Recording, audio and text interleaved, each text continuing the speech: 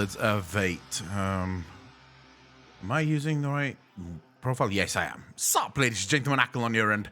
Welcome back to each of one of you. And of course, if you're watching this over on YouTube, remember to slap that like button, also hit that subscribe button, and as always, click the link in the description down below if you want to watch this live in full color and as unprofessional as it gets. I mean, I could sit here and pretend that I'm a professional streamer, but who the fuck am I kidding, right? So very happy to have all of you here. I hope that today's show is going to be a fun one. We'll see. We'll see what happens. Generally, just a little bit sort of like in a weird space, I guess. Weird hate space right now. I don't think I'm the only one based on everyone that I've heard speaking. Everyone seems to be currently just sort of lost. So yeah, it's very weird. Definitely been a weird one. We'll just wait for Twitch to send out notifications, and then we can start hanging out and sort of chatting. We'll see what people have on their minds. Maybe we'll play some games. I don't know which game yet. Genuinely don't know which game yet. Sort of been going back and forth on playing Baldur's Gate or playing Mass Effect. Definitely Mass Effect is right up there, you know. Let me just quickly see something here.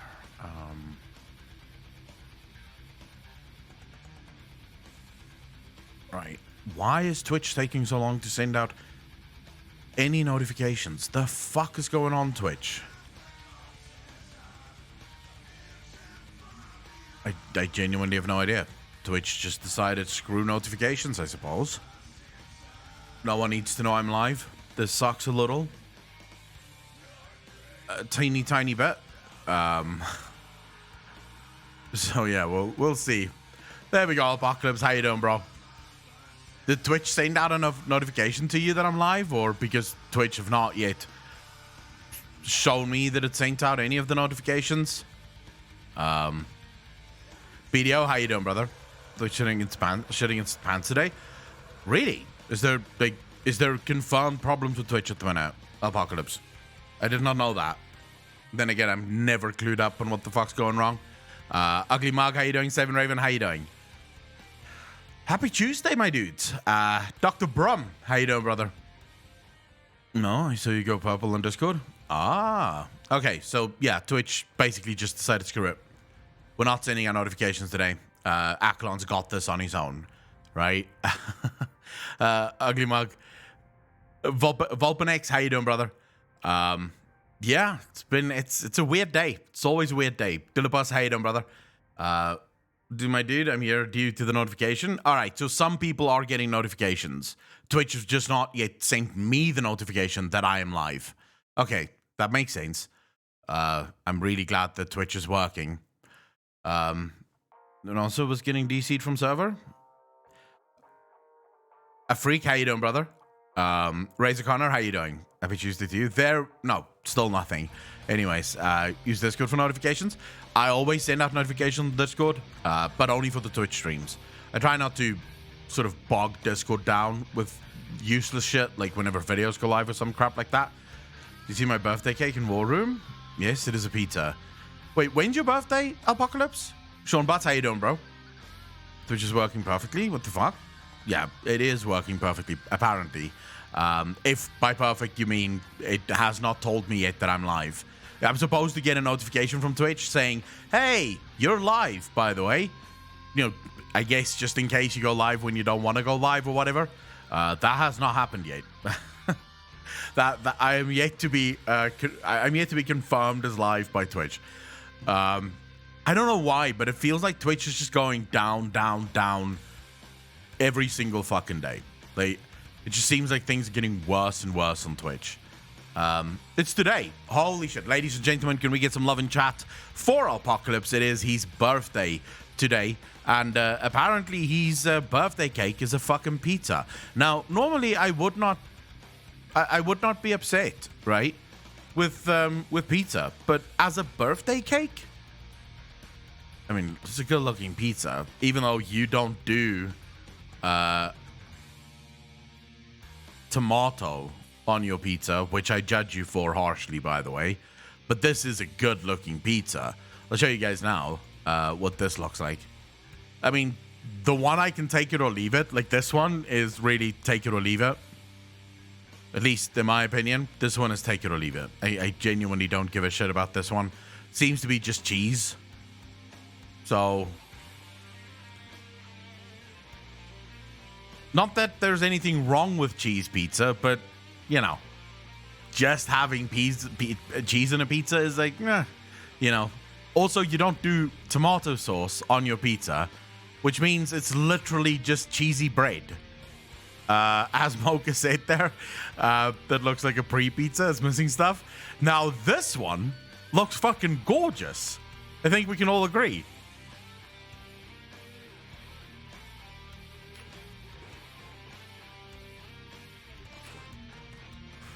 A freak. I would not be eating this, but this one looks absolutely amazing. This one I could fucking devour. I would, of course, have some tomato sauce on this. Just because it's good. This is not garlic cheese bread.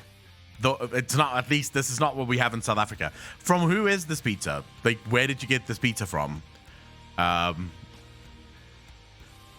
I do agree. So this looks like a really good pizza, although this is definitely not my favorite type of pizza. Like, if I am to choose a favorite, it's always pepperoni. I don't give a fuck what else is on a pizza, but there must be pepperoni. Without pepperoni, it just doesn't feel like a pizza to me. It just, I don't know why. I don't like pizzas that don't have pepperoni on it.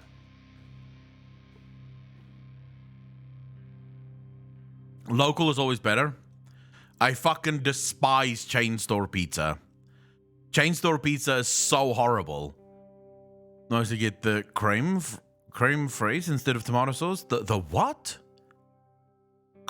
What the hell is creme? I don't even know what that is, Flinderhoinkies. Yes, Apocalypse likes barbecue sauce instead of tomato sauce. It's like a sour cream instead of tomato sauce. I have no problem with the sour cream. You can put sour cream on your pizza if you want, but without tomato sauce, it's not a pizza. I'm sorry, but this is where I draw the fucking line. The whole point of a pizza, like the start of a pizza, in order to be called a pizza, you need dough, you need tomato sauce, and you need cheese, right? And then you can go, I need a pepperoni pizza. This is why we don't say, you don't walk into a store and go, oh, by the way, can I get a tomato, cheese, and pepperoni pizza? You just go pepperoni pizza. The pizza implies that you're getting the tomato sauce and the cheese and the fucking dough, right? The fact that you call this a pizza is an insult to pizzas everywhere. Because as soon as you replace the tomato sauce, it's no longer a pizza. It's now just a piece of bread. You've literally just gone, yeah, I'll take a piece of bread with some fucking barbecue sauce on it, some cheese, and some meats, right? LPX Core, how you doing, brother? Orias, how you doing? Can't eat tomato without throwing up. I will not let that ruin pizza for me. Yeah, you don't eat pizza then. Apocalypse is fine. You can have things that are in the shape of a pizza, but it is not a pizza. It's in the shape of a pizza. It's just not a pizza, right? Need to expand your experience of pizza? I will not. I absolutely fucking refuse. Look, I am very traditional about certain things in my life. I'm very open about a lot of other things. But there are certain things that I will just never fucking do. A pizza without tomato sauce? Are you crazy? In fact, a pizza without tomato sauce in South Africa is called a focaccia. Not even called a pizza, because it's not a fucking pizza. So there are certain things that I just will not fucking adhere to. I will not change my ways, and pizza is one of them. Pizza is so good when you have a nice tomato sauce, a little bit garlicky, maybe a slight tang to it. Beautiful, light, ass loads of cheese on it, and some pepperoni. Blue Fairy, how you doing? I didn't feed you new things on pizza? No, I will not. I will phone the police if people feed me anything other than normal traditional pizza. You're just ruining good pizza at that point. Like, you know, you may as well just fucking give up on the whole fucking thing. Just go home, get 2 slices of bread, slap some barbecue sauce on it, a little bit of fucking cheese, put that motherfucker in the microwave and go, oh, I'm having pizza. Because it's the same. It's the same. You're basically having pizza. You've got the dough, you've got the barbecue sauce, and you've got the fucking cheese. That's not a pizza. I'm gonna order pizza today for lunch now. I don't eat pizza, so I'm very emotionally involved in this because I haven't had pizza for a very long fucking time. Lunavira, how you doing? Blue Fairy, I can't complain. I've been a little bit drained, I will admit. This weekend sort of affected me harder than I thought it would. Even this morning when I woke up, I was sort of, I don't know. I was just not all there, you know? So I'm hoping that I sort of get out of this rut. I've seen a lot of content creators also. Breach just fucking announced that he's done with World of Warcraft, which is like, what the fuck, right? Breach has just announced that he's done with World of Warcraft. That's sort of huge, right? Perfection, how you doing, bro? Thank you for the first time chat. Really appreciate that. Breach has been out for a while. No, but I mean, Breach took a break from some things, although he still made WoW content and he still every once in a while streamed. Even last week, I believe he actually streamed World of Warcraft. He basically just said, no, I'm good. I'm done now. Obviously, I don't think this is all.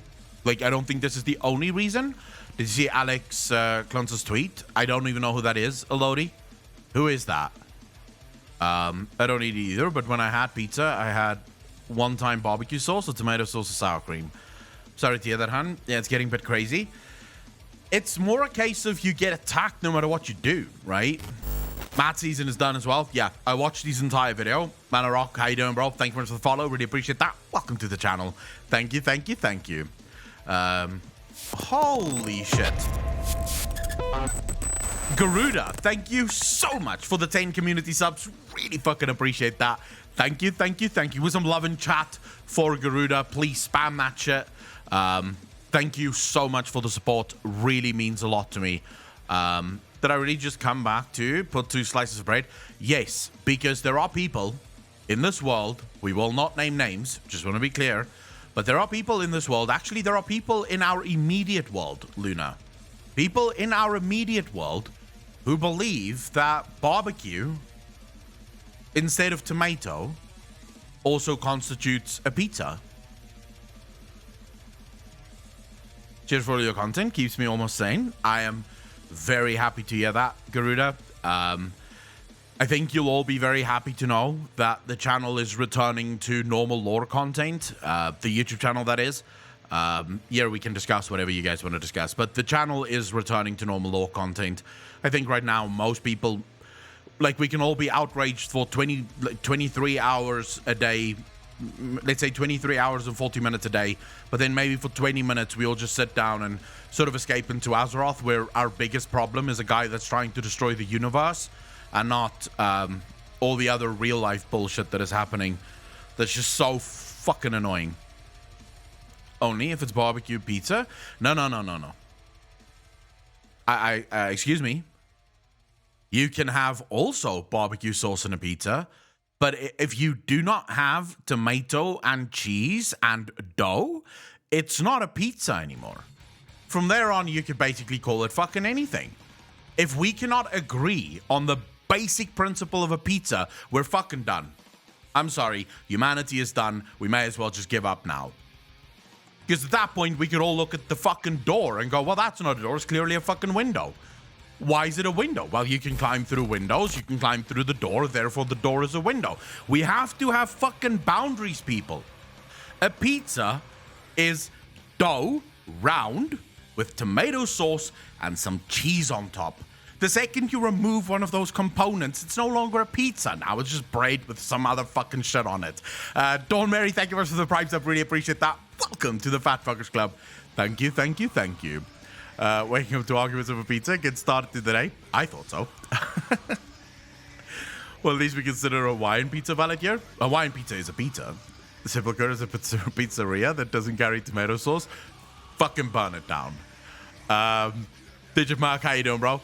That might be a secret plan of Zuval. Remake the universe so there would be no tomato sauce. I will kill that bastard. Like, ordinarily, I'm on the side of Zuval. Let's fucking end it all. But I will kill that bastard. Not outraged, but what I said earlier, I was away from WoW a few months for now, and I don't want to go back for now. That's perfectly fine. I do think that there is a ton of... Like, I've seen it. I've personally spoken to some content creators, and I've seen the tweets from some content creators, and it does seem like most of the content creators is exactly where the community is right now, which is very weird, because usually there is a slight disconnect between where the content creators find themselves and where the community find themselves, right? It's mostly connected, but there's always sort of different levels of it. Whereas now it just seems like a lot of content creators is just sort of looking at this going, I'll be honest, I've not been able to make a single lore video since all of this started. I've tried yesterday, tried sitting down, doing some lore stuff, and it's just, it doesn't feel flowy. Like, it's just not coming at the minute, but I think that's just because I'm emotionally drained. I'm fucking tired. Been dealing with all of this shit. So yeah, it is sort of weird. Okay, let's just quickly see here, because we have a tweet that's been shared with us. So let's just quickly go through this tweet. If your reaction to everything going on right now is to complain that the next patch is going to take longer to release, then you need to take a step back and realize that you are part of the problem. You value video game content more than human decency and respect. Actually, Alex, I think you are part of the problem. So there's two very distinct things going on here that we have to recognize and realize. On the one hand, right, yes, there are people who suffered greatly, and there are victims who had all manner of shit done to them that should never have fucking happened, right? But on the other hand, there are paying customers, people who have paid to play a game, who have spent their money to play a game. And surely, if I have spent my money to play your game, I have a right to go, okay, hold on a second. You guys act like absolute fucking animals, right? Abusing and harassing women and people in the workplace. And now I'm getting fucked. Now, let me just be clear. I don't really have a problem with the content taking longer. I don't have an issue with it. I almost immediately, as soon as we learned that this shit was going on, I think I still said it in stream, there's going to be massive delays, right? That was like my immediate reaction, right? Shit's going to be delayed. This is going to sidetrack this company for a while. But it is not the job of your general customers to care about your fucking actions. Like, this is a you problem. This is what Blizzard did. Senior game producer for World of Warcraft. This is something that you should have fucking dealt with. This should never have happened. You can't now go, well, here we are. Everyone's going to have to suffer with us. No. You have to suffer. This is not our fucking fault. We didn't do this, right? I don't work for Blizzard. Film no longer content takes to make the more potential, it has to be better. The issue here, normally I would agree with you, Blue Fairy, but the issue here is that that's not true, right? Normally, if you give developers a few extra months to work on content, no problem, perfect. However, in this regard, these developers aren't getting a few extra months to make content. They're physically not making any content, right? Because there's a massive lawsuit. A lot of the people are very shaken up about the stuff that's happening over at Blizzard. And I fully understand that. And I fully agree. Take your time, heal, get better. But this tweet is so fucking tone deaf. Like, so fucking tone deaf. You are part of the problem. What the fuck are you talking about? So somehow, because we want some content, we're now the harassers? Like, when the fuck did I harass anyone? I just want some content. And considering the fact that for the last year and a half with 9.0 and 9.1, you've given us no content, some content would be nice, right? So to say that we are part of the problem is actually the part of this entire tweet that pisses me off. If he literally started this and said, look, guys, I realize that a lot of you are upset that there's not going to be any new content, but please understand that we're dealing with a lot of stuff and we're going to try and make things better. I would have been like, sure, no problem. Good tweet. Fully understand it. Okay, so Blizzard, in my opinion, is the only company in the gaming industry that treats their own customers like absolute dog shit. They are the only company in the gaming industry that treats their customers like absolute dog shit and keeps thinking we should be able to get away with this. Because this tweet from Alex is, these are fighting words. These are fucking fighting words. I'm part of the problem because I want some content. Go fuck yourself, mate. The problem at Blizzard wasn't the fact that people demanded content. The problem at Blizzard was that some fucking employees demanded content from some other employees that was never on the fucking job contract. That's the problem here. Oh, we're employing you to make a video game. Also, I'd like to grab your ass and say fucking shitty stuff to you. That's the issue here. No one, not a single one of us, Alex, is demanding that you suddenly make a first-person shooter in the World of Warcraft fucking universe. So we're not asking for other content. Therefore, we're not part of the problem. And I fully understand. I want to fucking reiterate this. I understand that there's going to be delays, and I have no problem with the delays. I'm perfectly okay with them. Take all the time you need. The people need to grow and need to heal from what the fuck just happened here. But to actually sit there and say, we are the problem. Like, the people that's demanding extra content is now the problem. It's like tone deaf. And for some reason, this guy, wow, I almost really used a bad word on this. For some reason, this, shall we call him guy, believes that now's the time to start up some fighting words. Now's the time to look at your community and say, you are the fucking problem. You're the reason that all this, as if us not being happy with the game is the reason they all went on a sexual harassment spree. Oh my god, I can't take it anymore. People are so mean and angry in the comment section. I'll better go grab some ass. Like, bro, what the fuck are you talking about? How is this our problem? How is this our problem? You value video game content more than human decency and respect? No. You valued money more than human decency and respect. We value our money over your decency and your respect because it's clear that you have none of that. So we would like our money's worth. And someone here said, as if I'm paying a sub. I am paying a sub. Not only for one account, but for two. I pay a sub for my NA account, and I pay a sub for my EU account. I don't even want to fucking talk about this, and this guy's got me so angry, I want to punch him in the face. It's just, they just fucking leave it, because I genuinely can't stand this guy now. I'm not even going to follow him. Senior game producer, you can go fuck yourself, Alex. Whew. Okay, let's calm down. Off topic, I finally bought the Shadows Rising book. It's a pretty good book. Shadows Rising is quite a good book. Just me, or is the audio like muted? What do you mean, auto? Can everyone hear me, or is the audio really muted?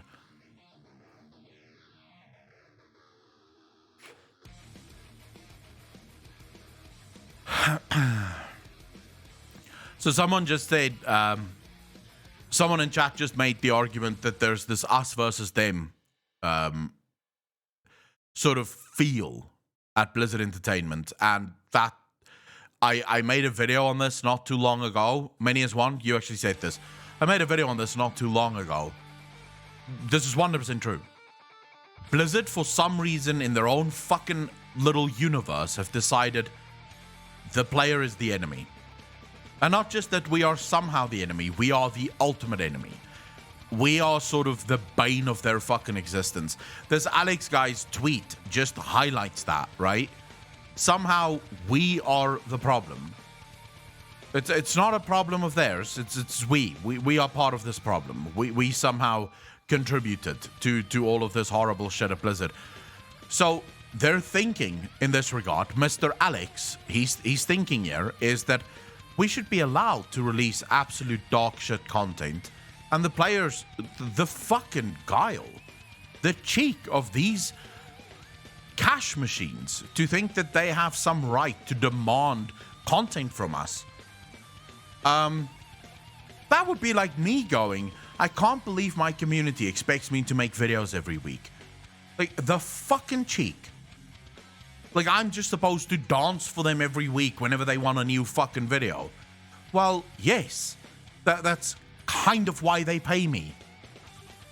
Right? That's kind of why they fucking hit subscribe on my channel. Because I make content. They want the content. No one gives a fuck about anything else. Just make your content, buddy. Right? What does Blizzard think? Do Blizzard seriously still believe that this is just one big family thing? Does Blizzard truly believe that we are all part of the Blizzard family?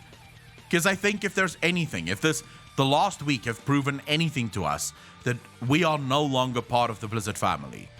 And this goes much deeper than just because we don't treat them as rock stars. By the way, Easy does it. Thank you very much for the first time chat, dude. Really appreciate it. Welcome to the channel. The legends anymore, they think themselves entitled to it. That's true. But there's actually something much deeper that's gone wrong at Blizzard Entertainment. And I in no way want to speak up for the Predators, right? So don't misconstrue what I'm saying here as me sort of standing up for the Predators. Because I'm not talking about the sexual harassment, right? But there's a much bigger problem within Blizzard Entertainment. The sexual harassment is the cherry on the fucking cake, right? I think Asmongold actually said it best. Asmongold actually said it best yesterday in his video, where while the sexual harassment is the most disgusting issue, it's also the easiest thing to fix, right?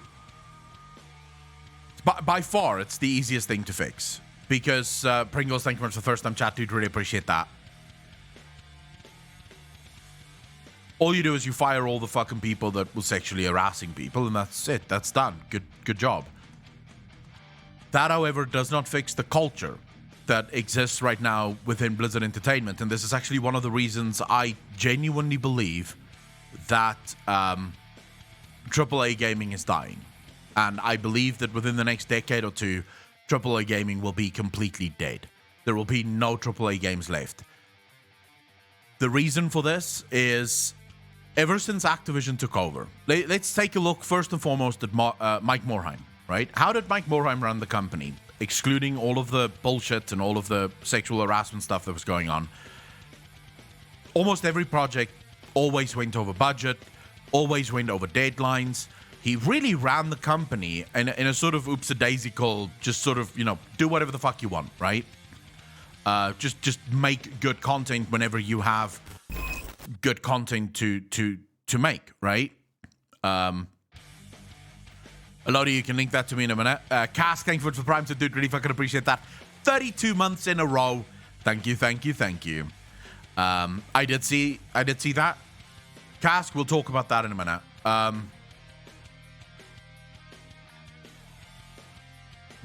The downfall of Blizzard started with the purchase from Activision. Allow me to explain. What have Activision been famous for over the last, shall we say, decade? What's the first thing that comes to mind when you think Activision? Arnold, thank you for the tier 1 sub, dude. Really fucking appreciate that. 15 months in a row. Thank you. It's corporate. Right? Activision is full-blown corporate. There is zero difference between Call of Duty or the newest iPhone or Call of Duty and the newest Android. Minor increases, but yearly releases, right? You are a moron if you buy the new iPhone every single year. because you are paying premium for almost no upgrade. If you want a new phone that is considerably better than the old one, you almost always have to wait like 4 generations. Because the only thing that they really fucking increase is like maybe a better camera. Oh, great. Now I can take a picture of my asshole in 4K. You could have done that in 2K. The screen is so small on the other person's phone, they will see the asshole all the same, right? So it literally, there's no point. This is what Activision does. They just release every year because the money needs to keep fucking coming in. What did they do to Blizzard? They started doing the exact same thing. More developers, more departments, more corporate, right? That's it. It became more corporate. The entire company went from being a company that applied their own imagination to their games to a company that needs to streamline the release of every single thing that they make. Here's why that can never work and why AAA games will eventually just go under. I have a business idea, chat, and I would like to get your opinion on it. I am going to hire a bunch of artists that's going to paint paintings, right? And I am going to set up the business in such a way that I will be pushing out art, I don't know, once a week, Mona Lisa level paintings. Do you think I have a good business idea here? Do you think the business idea is really on point? Like I'm gonna be rich, right? With all of the incredible masterpieces that my company is going to produce. What do you think, chat? Good idea, bad idea? Where do you fall on this? Yet that they have at least 3 different kinds of each generation with almost no changes except the design and the phone exterior. Luna, yes, true. I'm not forgetting any of that. The answer is no. For anyone that isn't aware, art isn't something that you can force, right? You can't force it. You can't go to an artist and say, hey, fucking paint, right? I'm talking about masterpieces. I'm not talking about some asshole sitting on the street corner painting people's faces, right? There's some of them that's very good, but they're not Leonardo da Vinci, right? They're not Van Gogh. If you want Leonardo da Vinci, if you want Van Gogh, these things have to come when they come. The inspiration happens, and once the inspiration happens, that's great. I have inspiration, I can paint something, but, you know, outside of that, what else is there to do? Kimchi Queen, how you doing? I'll paint you the best top-of-the-line stickman for free. I can't even draw a stickman perfectly, so instantly better. Art takes time. Games, as far as I'm concerned, is art. You can't rush it like that. You can't just go to a developer and say, I need an expansion in 2 years from now, make something. What you're going to end up with is a corporate BS system design that we have in World of Warcraft today. The systems is the easiest thing to design because all you need is a couple of good ideas, right? You just take a couple of ideas, throw them together, and oh, there we go. You have an expansion, right? Whether the ideas work, that's a different question, because in order to come up with ideas that actually is valid and actually mean something, what you require is inspiration. You need a developer that walks into a place that they love working at, where it's relaxing. I remember watching this documentary with Elon Musk. Elon Musk, when he first started Tesla, he had this dream. His dream was that every car that was made by Tesla would be done by machines, right? It would be AI robots from start to finish. Like everything would be put together with AI robots. After he basically mechanized his entire fucking factory, he realized it's costing them a hell of a lot of money, right? It's very expensive to make all of these things, and it's very inefficient. The robots are not as efficient as he thought they would be. Even though they can work 24 hours a day, and they never have to stop, there are certain things that humans just seem a little bit better at. Shimakazi, thank you so much for the 5 community subs. Really appreciate that. Thank you with some love in chat for Shimakaze. It is her husband's birthday, so I want to see the hearts in chat immediately. Thank you so much for that, Shimakaze.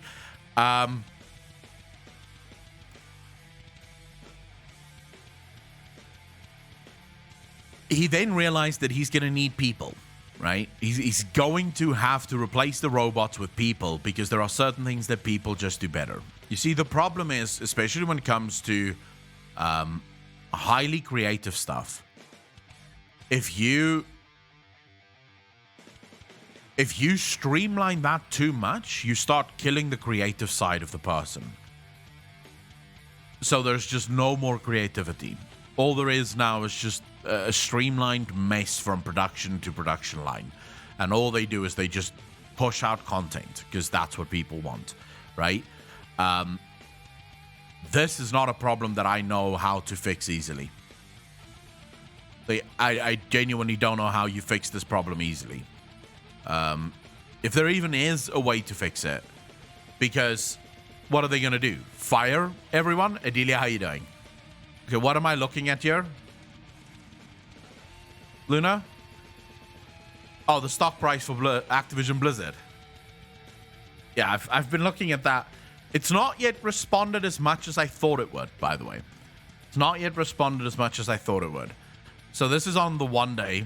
You have to go to the fight. Oh my Jesus, never mind. It's woo! Woo! That's a bit of a fucking drop. Like that's a bit of a drop. Holy shit. Fucking copper, bro. This is like Bobby Kotick sitting there. His fucking balls is retracting right into his fucking abdomen for watching that stock price. Holy shit balls. It's 6% over the month, right? So it's down 6% over the month. 6 months, it's actually still up. So Blizzard did well over the last 6 months. That's actually pretty weird. How did they do well over the last 6 months? It should be up over the year. What happened in the last 6? Oh, yeah, you had the whole coronavirus thing. That's why it went so well. 9% over the year. You can see a massive jump here. I don't think it's going to react as fast as people want it to react, to be fair. Bobby Kotick's. Because this is bad, right?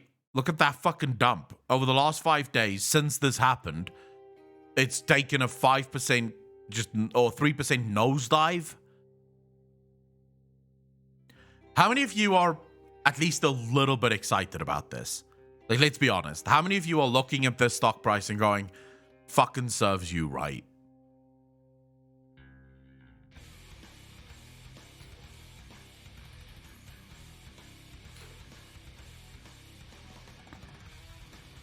So I am, I can't wait to see how they try to save their own asses.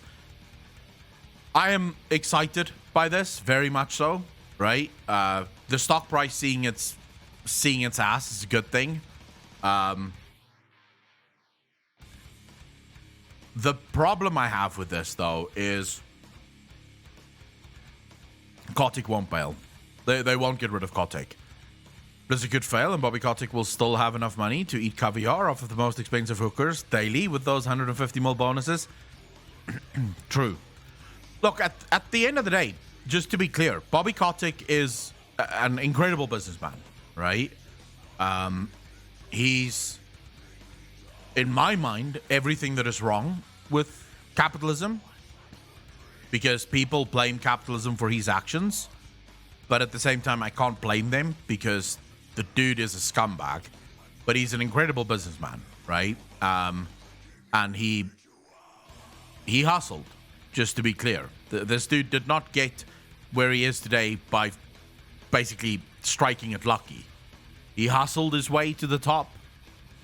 The reason they pay him that much is because he's been making money for Blizzard hand over fist, right? Activision Blizzard is doing very well because of him.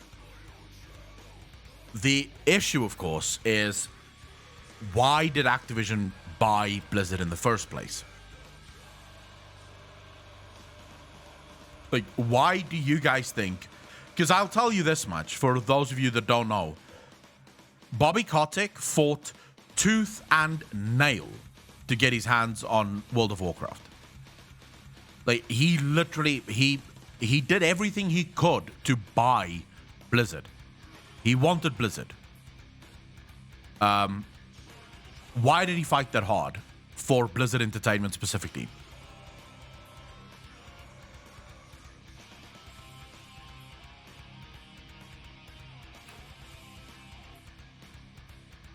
Aureus, in this instance, no.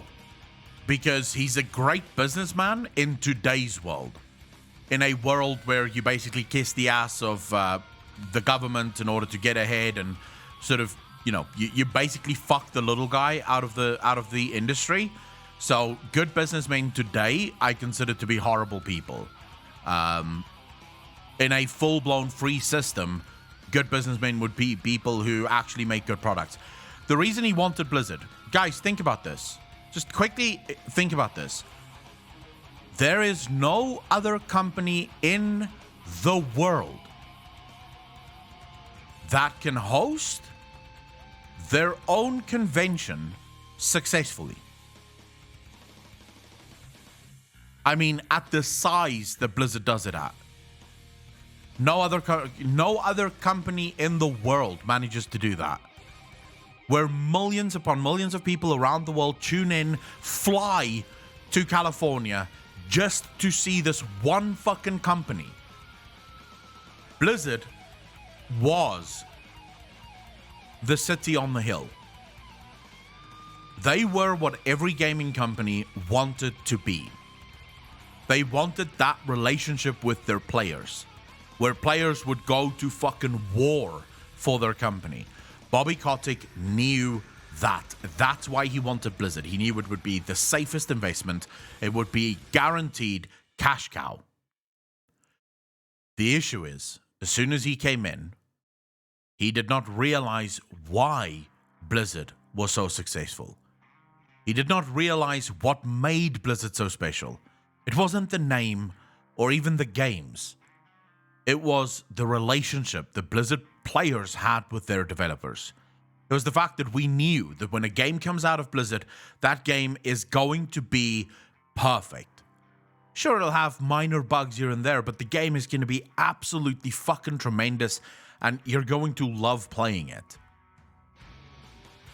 You see, Bobby Kotick thought that the name alone, if he could just get this company to release more content, the name alone would carry it. Because, just by the way, guys, Blizzard is one of the worst companies in the world when it comes to actual production. From a purely productive standpoint, Blizzard should not even exist. Here you have a company that barely releases games, right? If you think about Ubisoft, right? Just cast your minds to Ubisoft. Ubisoft has a new game, multiple new games every single year, right? 3-4 new games every single year, right? They just fucking print the games, basically. Think EA, multiple new releases every single year. And here you have Activision, multiple new releases every single year. And here you have this one company, which is a giant in the gaming industry. This company speaks on the level of your Ubisoft, your EAs, your fucking Activisions, right? It's playing with the big boys. But it treats itself as almost an indie company. Because multiple years go by with 0 games. People wait anxiously. Can we get a game? Is this going to be the year? Is this going to be the year that we get a new game? People give them time. We just want something. But we'll wait because we know that once we get the something, it's going to be amazing, right? That's going to be exactly what we want. And then it all just sort of falls fucking flat, right? Because Bobby Kotick does not realize that the very thing that he hated about Blizzard, the very thing that he thought he could change about Blizzard, turning it into the proper cash cow that they believed it to be, was going to kill Blizzard. That is the culture that would end up killing Blizzard. Can you imagine how many people they could hire if Bobby slashed these 150 million bonus in half and hired people? They could hire a small army for their projects. Genshin Green, so that argument actually rarely holds up, right? I understand on a numbers to numbers thing, right? 150 million people, you could hire a shit ton of people, right? The problem is that more people is not always more better, right? We've seen that now. Blizzard have hired to the point. So for those of you that don't know, there was a time where Blizzard almost had 5,000 employees. Then Blizzard, and this was in the days of Mike Morhaime, Blizzard actually started cutting down because they realized that with 5,000 employees, money wasn't actually, like, the game wasn't actually getting made. They just had, because now you had so many chefs in the kitchen, so many cooks in the kitchen, that nothing was ever getting done, right? And so they actually started slashing their development team because there were too many people, and it actually then finally became better. Blizzard is now standing at 6,000 employees, right? There are 6,000 people that work for Blizzard now. So they've been hiring like a motherfucker, trying to get more developers in, because Activision's idea is if we just throw more developers at the problem, content will be made quicker, which have not yet translated, because that's not how content works, right? That's not how content works. Cass, wait, what are you talking about? Because I don't think you know what we're talking about. I think you arrived halfway through the conversation and then just sort of went, I don't agree with anything he's saying now, not being aware that we're talking about something completely different. When I started this conversation, I said, this has nothing to do with the sexual harassment shit at Blizzard right now. What I'm talking about here is the bigger problem that is much harder to fix. Because you have the sexual harassment, which is the most disgusting of the problems, right? But it's actually fairly easy to fix. Just fire all of the fucking scumbags and you're done, right? You fix the problem. The cultural issue within Blizzard, the bad game design, that's a problem that probably cannot get fixed. I don't know how the fuck you fix that problem, because what even started this problem, right? So I'm trying to sort of look into what could potentially have started this issue, right? How could this issue have started? Can we find the origin point for this problem? If that makes sense. Warcraft 3 Reforged and Overwatch 2 to me suggests they don't have enough employees to tackle their projects, but I see what you're saying. Kimchi Queen, Warcraft 3 Reforged, I actually spoke to one of the developers that worked on it. The problem wasn't too many or too little people. The problem was no direction whatsoever. None. Halfway through the project, they still didn't know if this was a remake or a remaster, right? Like, they didn't know. The developers literally working on the game were sort of sitting there going, are we remastering this game or are we remaking it?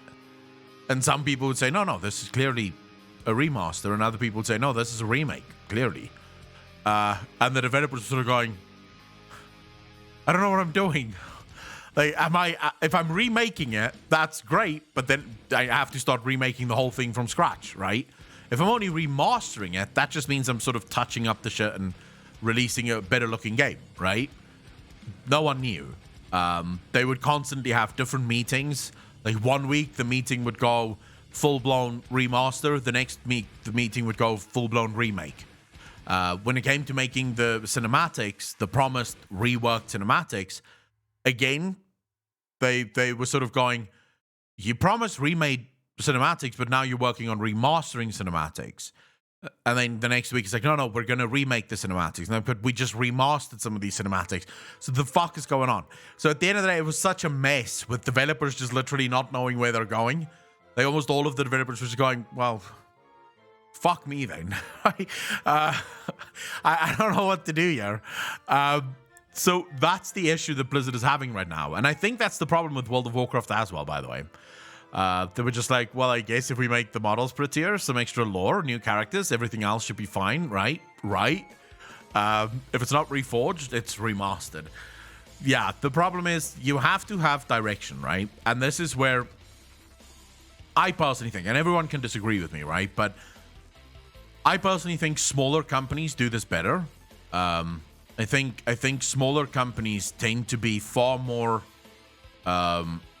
streamlined in how they wish to apply themselves. Like, it's far easier to have a single vision and execute on that vision. Whereas as soon as you get like hundreds and hundreds of people in a room, it just becomes so much harder to actually get shit done, right? Or yes, the cut resources came when they realized they're not going to be able to deliver on the promise, right? So even if they had all the resources, there was no more time. They were not going to deliver the project. And then towards the crunch, they got sort of developers from all over Blizzard on board just to finish the game, to sort of push it out. So it's just a mess, guys. It's just a fucking mess. It's just a mess. You know, I would love to make a game. It's one of my biggest dreams is to make a game. But my game would be... my game would be so jam-packed with lore. I don't want to make an MMO, though. I want to make a single-player game. Like a proper fucking single-player RPG. Something on the level of Mass Effect, Dragon Age, something like that, you know? That's what I would want to make. I wouldn't do an MMO. Not that I think MMOs are bad. I just think you can do single-player RPGs so much better. Oh my god. Yeah, I would be the luckiest man alive if I could wake up every single day and just make a game. Because I would keep it simple. Because my favorite games in the world are simple. They're straightforward, very easy to do, you know? Buy a game, 100... I can't even read that number. Novak, thank you very much. Really appreciate that. Let's see. Maybe one day. Mass Effect was simple. Not easy. Simple. It had a very clear vision. It knew what it wanted to do, and it executed that vision perfectly, right? When I say simple, I'm not talking about easy. Easy is a whole different discussion. Now, if we want to talk about all the shit that Blizzard did, I have to be honest, the reason I've tried to stay away from all the Blizzard discussions is... what I want to know is, how did these guys get away with it? That's sort of my biggest question. Is, how did these guys get away with it? How do you, in an office filled with people, comment on a girl's looks, right? And some of the stories actually does go that far. Guys would just, in the office, make jokes like... one of the girls actually spoke up saying that the guy in the middle of the office, in front of the entire department, sort of got up and said, you're not going to get ahead because you don't give enough of head, or some shit like that. If I was in that office, there'd be hell to pay. That's just not on. You don't say shit like that. And I would like to believe that most men in that office would have stood up and said, the fuck? Because at that point, it's not a joke, right? That's not a joke. That's literally, basically, you're basically telling the girl that she's not enough of a slut. And she should be more of a slut if she wants to get ahead. So that pisses me off. It's actually the fact that these people were able to get away with this for so long. And that no one stood up for them. No one stood up. It's the equivalent of being in a bar and seeing a guy, and this has happened before, and I've had myself and my friends had to intervene with shit like this, where you see this girl standing at the bar and this guy is all over her, right? But you can see that she's not into this. So the guy is on one wavelength, the girl is on another one. She's on the wavelength, get the fuck away from me, I'd like to hang out with my friends now. He's on the wavelength, sexy time. So this is where a guy steps in and says, hey buddy, go have a drink somewhere else. The girl's clearly not into you. Apologize, miss, go sit down. Job done. Doesn't take much. It's not as if you deserve a fucking medal. It's not hero actions. It's just stepping in and saying, hey, bro, calm the fuck down. You know? Calm down. Go have a drink. The goal's clearly not into you. And every single time that has happened, by the way, the dude was drunk out of his mind and he sort of apologized and then went back to go have a drink with his friends, right? How the fuck did that not happen? Like, how did no one stand up for these girls and say, no, do not fucking do that? I'd like to know that. Can anyone fucking answer that? Ben Brody's tweet about Bliss situation? I have not. I have not.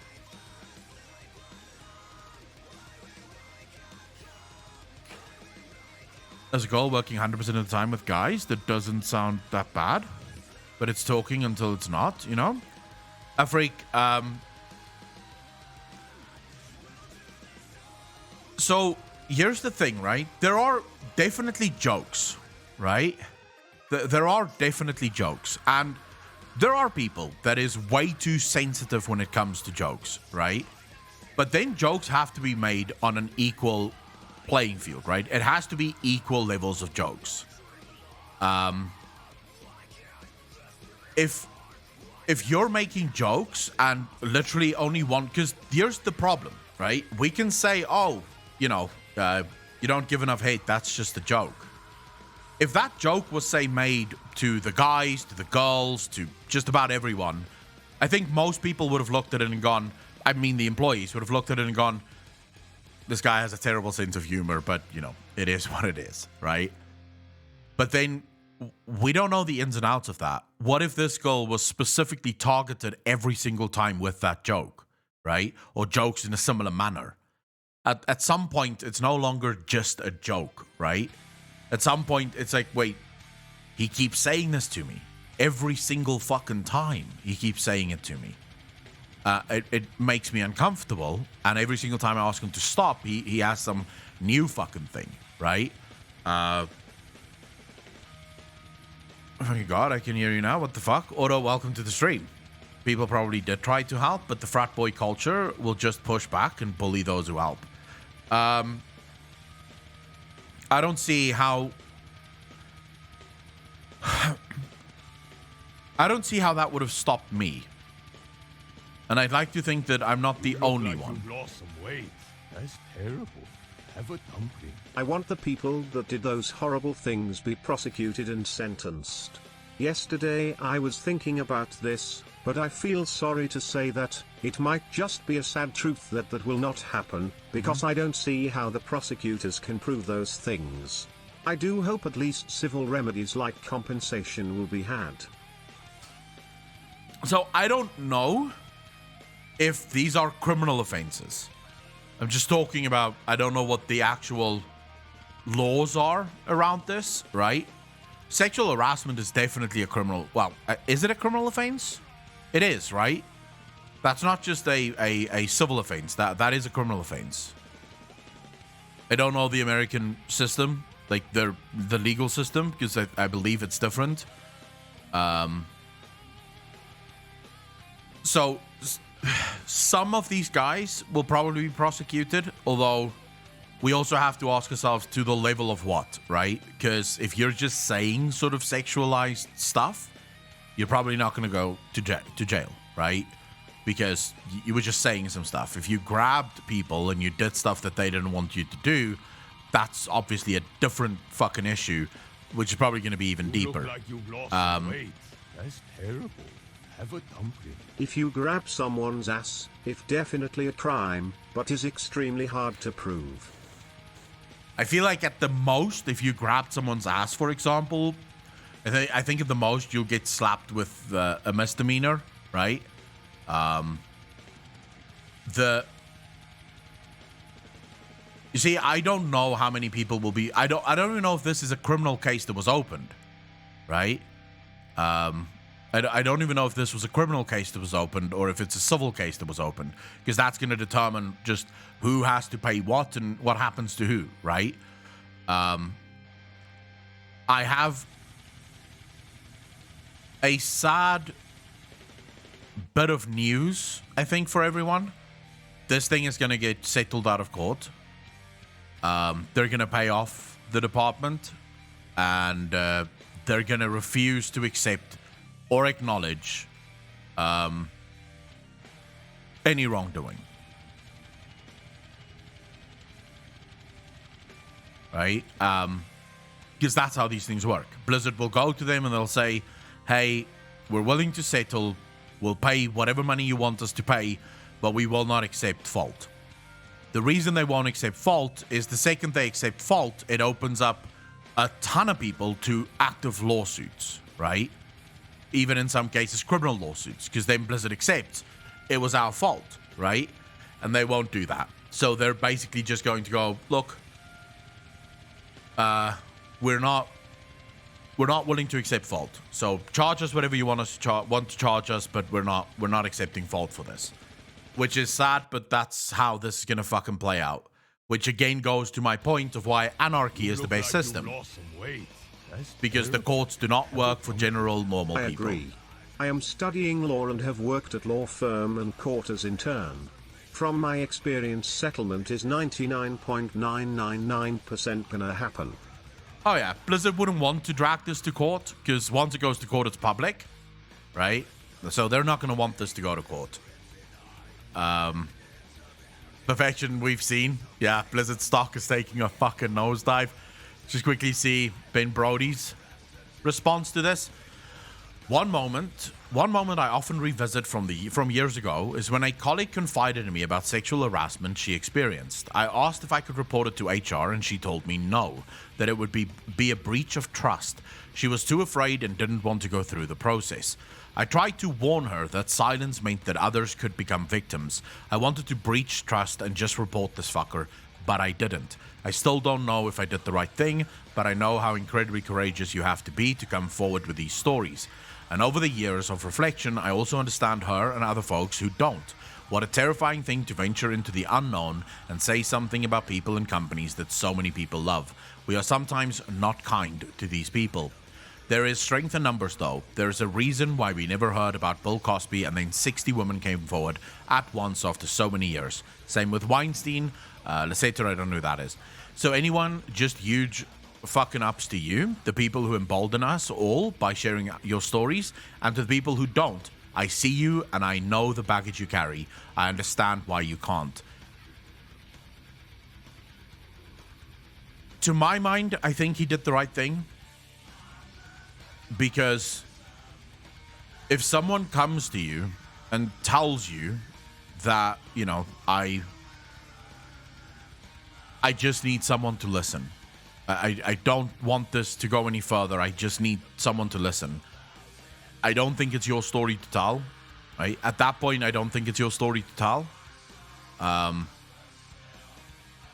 the same time, I think there are ways around that. I think there are ways for you to report the fucking asshole, right? Just so that he's at least on the radar of HR. So you could tell HR, listen here, I'm not saying who it is, but this guy, you need to watch him. He's definitely doing stuff that he's not supposed to be doing. But even then, it could have blowback things that, how do you deal with it, right?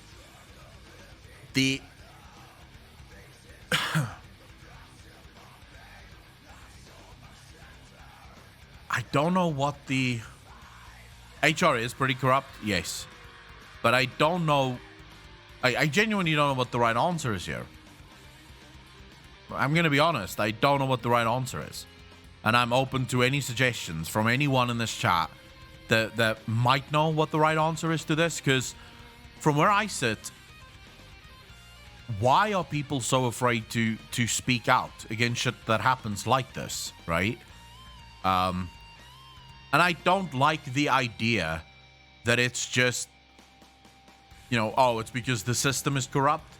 I don't like that idea, because if you're just telling me that it's a systemic problem, how the fuck do I fight that? Like, I can't fight that. You're basically saying, oh, it's systemic. But then how the fuck do I fight it? You have to be able to show me this is where the problem lies. This exact thing here is where the problem lies. So what exactly is the answer? Perhaps one of the answers should be that HR should be less involved with companies. What I mean by that is HR should almost be like internal affairs, like what you have within the police, where they're not part of anything. So HR is not part of the workforce, and people in HR cannot be promoted within the company. So the only fight that they fight is on the side of the employees, right? The problem with unions, and people love using unions as a be-all, end-all. You do know that in almost every single case where unions get involved, the employee gets fucked. Just very quick, the math is not on the side of the union, by the way.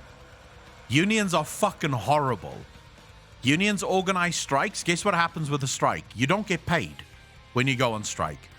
So people have actually done the math. South Africa is fucking rife with union action. There's always some part of the economy that's completely fucking locked down because someone is striking about something, right? And they've done the math. The amount of money that you lose for the raise that you want, it doesn't even equal out. It doesn't equal out. You end up worse off than just keeping working. Because the raise is never going to be high enough to make up for the money that you've lost as a result of this. So unions, and here's what people need to remember, unions also look out for themselves. If you have a union, you have a bunch of people that need to justify their reason for existing, right? And therefore, they will constantly be pushing for stuff, whether it's in the best interest of the worker or not. Now, there is a form of unionization that I would actually support, which is what unions were supposed to be from the very beginning, which was actually far more of a free market thing than it was a socialist thing, right? It was at the very start, you would just have workers that sort of formed collectives within the company, right? So that they could have collective bargaining. These days, you have unions, which is an entire business on its own. Right? The people in the union do not work for the company. They have their own fucking union. They have a business that they uphold, right? And the more people they can sign to the union, the more money they make. So it's become, to be fair with all of you, unions are more corporatist than people might want to think. Unions are just as corporate as the businesses that they're meant to fucking govern. So I don't know if unions are the answer either. But there has to be a better way. There has to be a better way of doing shit like this, of fixing stuff like this, than what we have right now. Because if you have women that are too scared to speak out, and not just women, you have, in many cases, you actually, you have it almost these days in a sort of so let me put it this way.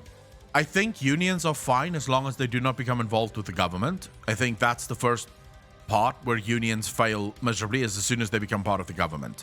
So as soon as unions have power with the government, it's a fuck up, right? Because then unions can basically do whatever the fuck they want, and they don't really care who they hurt because they have government protections. Unions as they exist currently should absolutely not exist. They are scumbags that's in it for themselves. They don't really give a fuck about the employees that work for them. They just exist for themselves and then pretend to care about the workers. I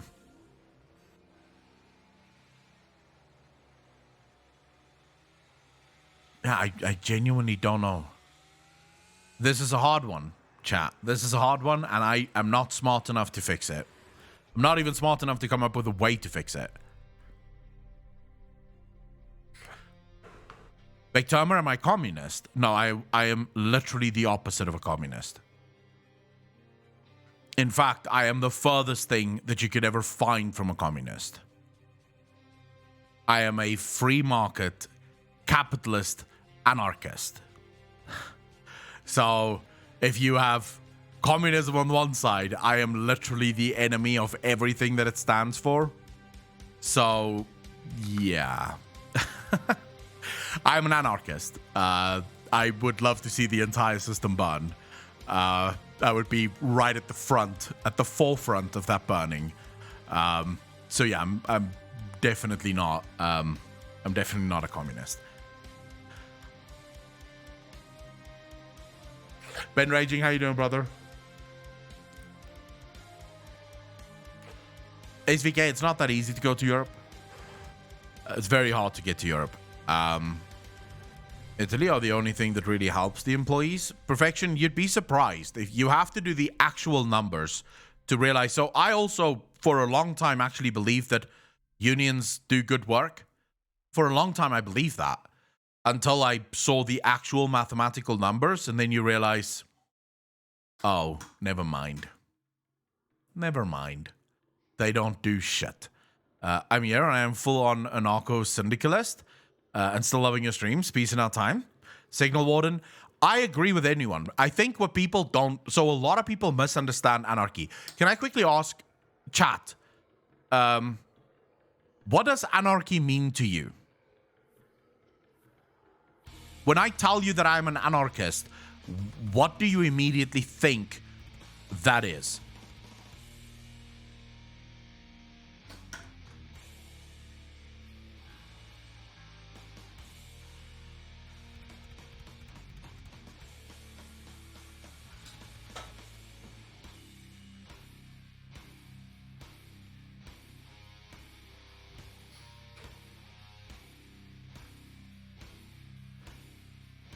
Okay, so anarchy, the premise of anarchy can be summed up in one specific way. You do not speak for me.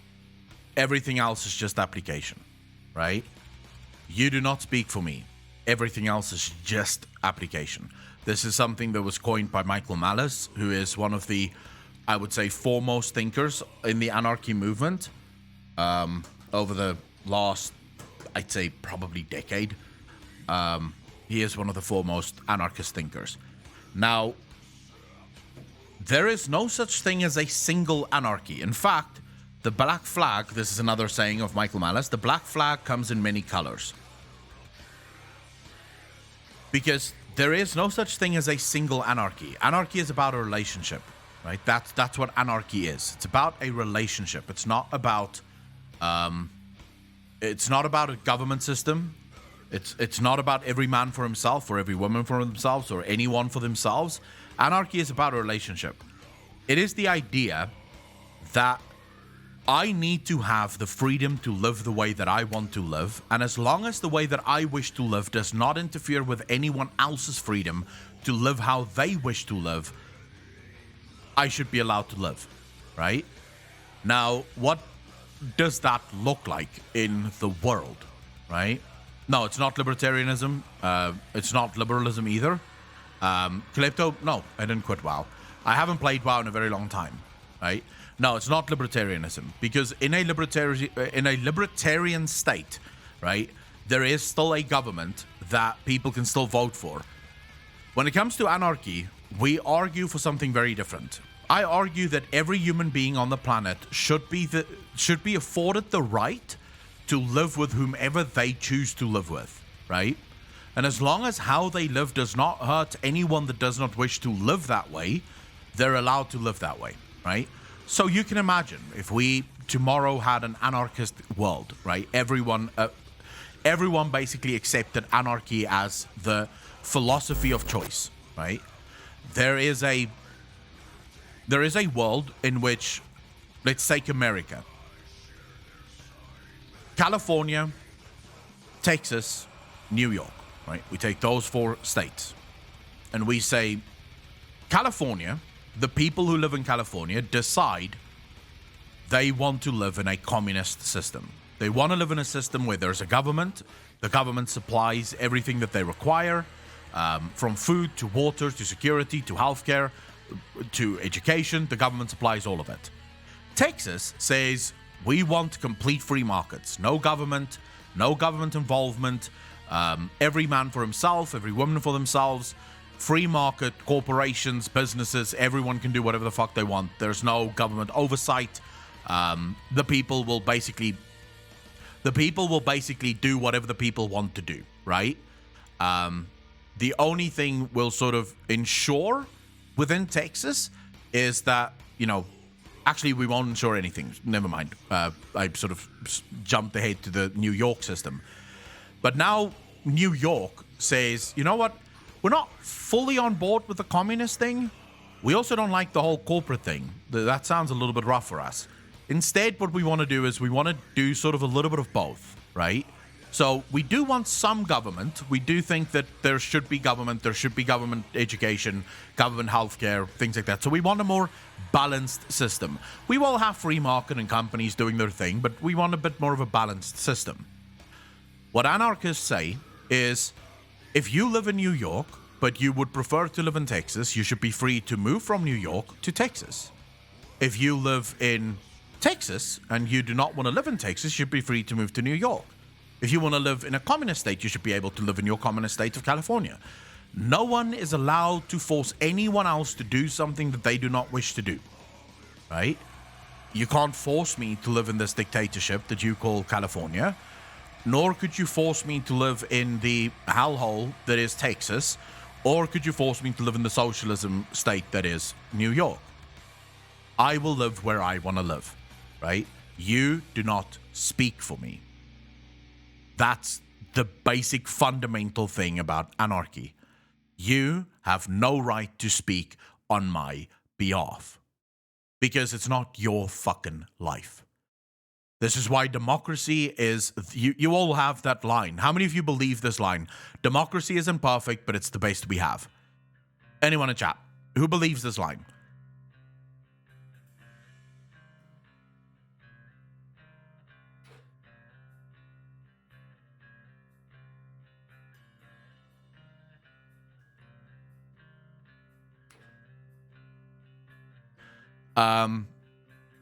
Democracy, in my opinion, is the most evil system in the world. In fact, I would take a monarchy over democracy. Because democracy is where 50% of the population votes for the dictator that will fuck the other 50%. It's a dictatorship. Democracy is simply a dictatorship where you get to vote for your dictator. And 50% of the population gets fucked every single time. It's evil. It's what democracy is. Because somehow, one group of people believe that they have the right to tell me how to live my life. But you don't have that right. You have no fucking right to... You have no say over me. Who makes you feel... What makes you think that you do have a say over me? This is what I don't understand from people who think that democracy works. In what world? Who gave you the right to make decisions on my behalf? I know I never gave you that right. I never gave you that right.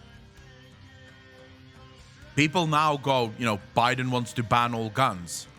Who gave Biden the right to decide on behalf of every American what they can and can't own?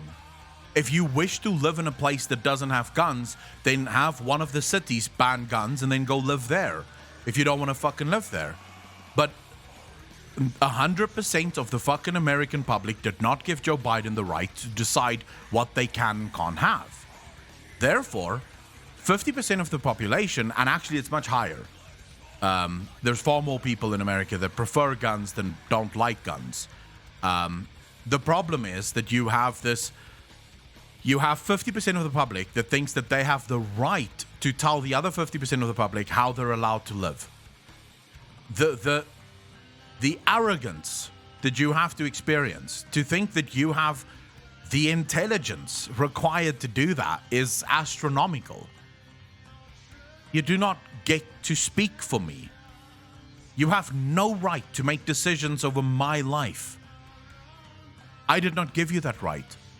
If you want to live in a country that provides healthcare, provides education, provides, there's no guns, sure, you're allowed to go live there, but you can't force everyone else to do that too. Because at that point, it's no longer fair. And it's so funny to me how quickly people forget. Just 2 years ago, about 50% of the United States public lived under a president that they absolutely fucking despised. And now you've all forgotten what that felt like. You've all forgotten. No, now democracy works perfectly again because my guy is in office. What happens in 4 years when your guy is no longer in office? What happens when the wrong guy gets into office again?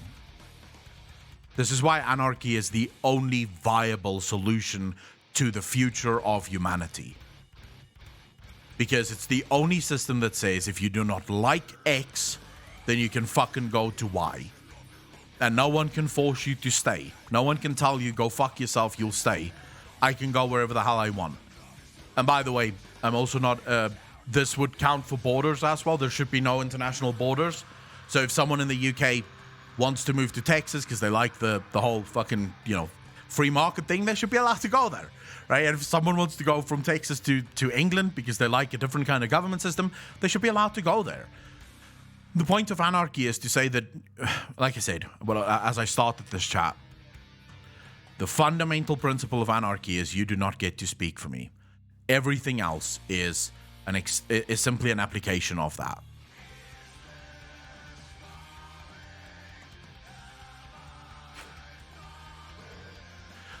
Elodie, it's already happening. There's been talk now for some time about certain states wanting to secede from the Union in the US. You're seeing more and more talk now with the EU of people basically, like some countries wanting to secede from the EU.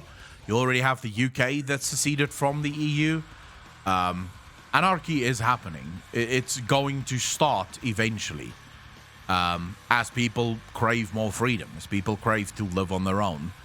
And I just want to be clear, it is not utopia. Anarchy is not utopia. Can't be utopia. I'm not promising people utopia when I say let's live in an anarchist system. Anarchy is simply freedom. That's all it is. It's freedom. There can be no utopia. Anyone that promises you that there is such a thing as utopia is fucking lying. That's the first thing. If someone tells you, we just need to do this and then we'll live in our utopian communist system or socialist system, they are lying to you. You're dealing with human beings. Where human beings are involved, you cannot have utopia. Unless you kill all the human beings. In which case, there's no one left to know that it's not utopia. Right? Utopia does not exist. All you can ask for is freedom. That's it, right? That's all you can ask for is freedom. Everything else is just, it's simply an extension of that. Simply an application of that. Is give me my freedom so that I can survive.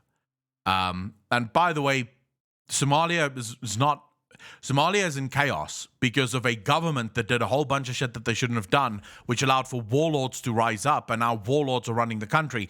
That's not an anarchist system. I'd like to see warlords try that in South Africa. You do realize that South Africa has the largest private security force in the world. If anyone tries to fuck with my life, if there is any warlord that stands up in my suburb and goes, I'm the warlord of the suburb now, I phone my private security company and say, hey, bring your guns, there's a guy fucking around in my street. My private security firm arrives because my police is fucking useless and shoots the guy. Done. No more warlord, let's fucking move on. My private security firm can be fired, so they're gonna do what I tell them because they want my money. It's as simple as that. So Somalia is not an example of an anarchist system. It's an example of chaos created by the government. Just quickly see here. Chris Mason also had a retweet here. As for Alex, I saw this actually. I loved working with him and jamming in story meetings. He was someone I thought very highly of on the job, but we never interacted outside of story jams and such. I was never his boss. We never really interacted outside of doing the work or taking smoke breaks. This is not the only time I've heard this, by the way.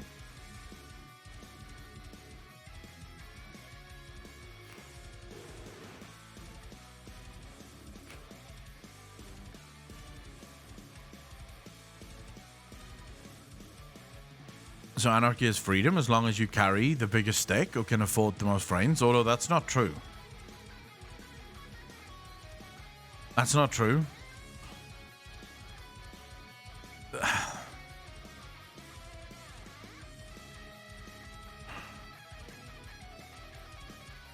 This is an anarchy right now. This is anarchy. None of you are forced to be here. I'm not forced to be here. We're all here because we choose to be here. You're all part of the anarchist system that is this stream. How is this any different? All I'm asking for is that I'm not forced to be here and that none of you are forced to be here.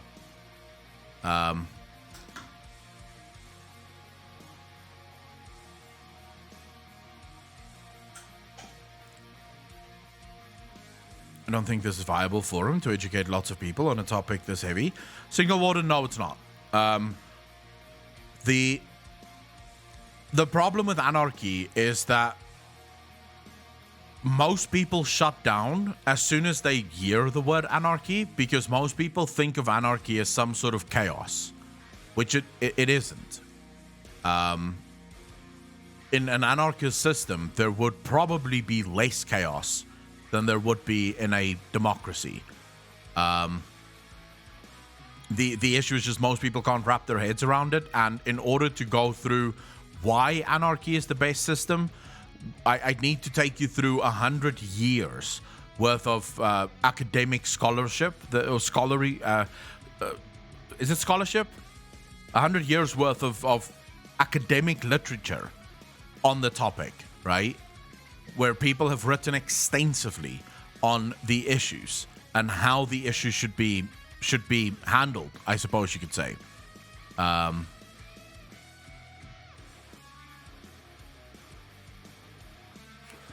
Afric, that's not entirely true.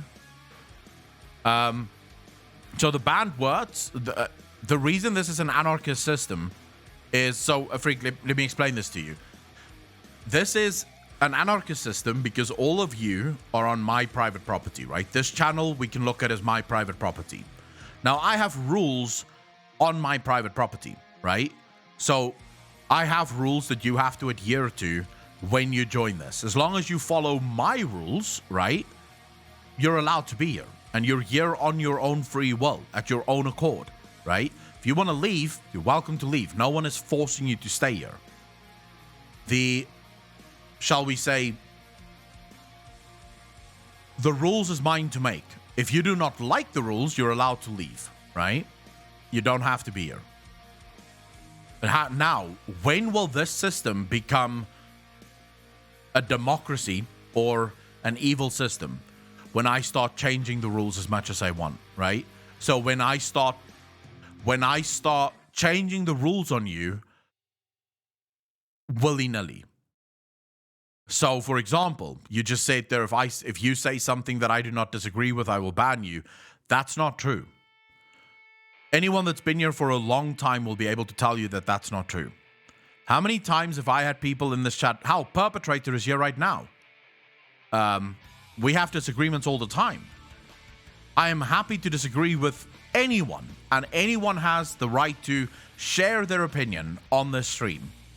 The only time I step in and say, get the fuck off, is when you're being disrespectful to other people and you're not actually making an argument. You're basically just trying to be fucking disrespectful. That's where I step in. That's where the mods step in and say, no, you can get the fuck out.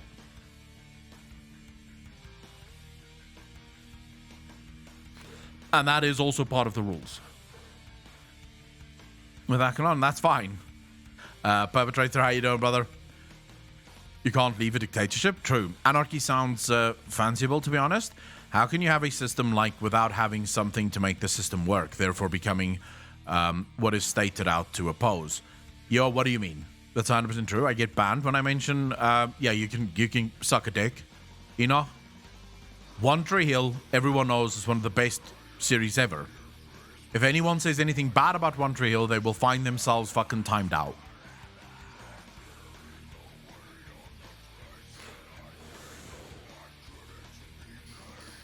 These are the rules, motherfuckers. We need to burn it all. One Tree Hill is a fucking amazing show. I don't know why people dislike it so much. It's fucking awesome. Mr. McFunpants, how you doing? I live in New York right now. What's forcing me to stay in New York under our current system? I'm having trouble understanding what would change. Mr. McFunpants, so there's actually a number of things that is currently forcing people to stay in New York. First and foremost, where else do you go to escape the federal government? The answer is nowhere, right? The federal government is in every single one of the states, right? You can escape the issues that is within New York to some extent, but it comes at incredible costs, right? Costs that for some is higher than what they can afford, right? And all of this boils down to, again, government involvement and how you need to switch. There's tax implications going from one side to the other that you have to take into consideration whenever you do wish to move from one side to the other. So all of these barriers make it impossible for most people to leave. So this is why mostly the people that can live in a fairly anarchist system are the rich, right? Because they're basically the only people that can afford to do it the whole time. Elon Musk can fuck off from California tomorrow and move to Texas because all of those problems is really minor in his mind. Right? It really doesn't matter. And the problem, the real issue where you hit the wall with anarchy and why anarchy should be instated is if you want to move to another country. Then suddenly the issues are multiple, right? It's multiplied by 5 or 10 even. Right? If you're trying to get out of, say, South Africa going to the United States, for me to do that, it's incredibly difficult. Now, in an anarchist system, we argue that that shouldn't be the case. People shouldn't live together because they were born on the same landmass. People should live together because they believe the same things. Because they agree with everyone else that they're living together, that this is the best way to live.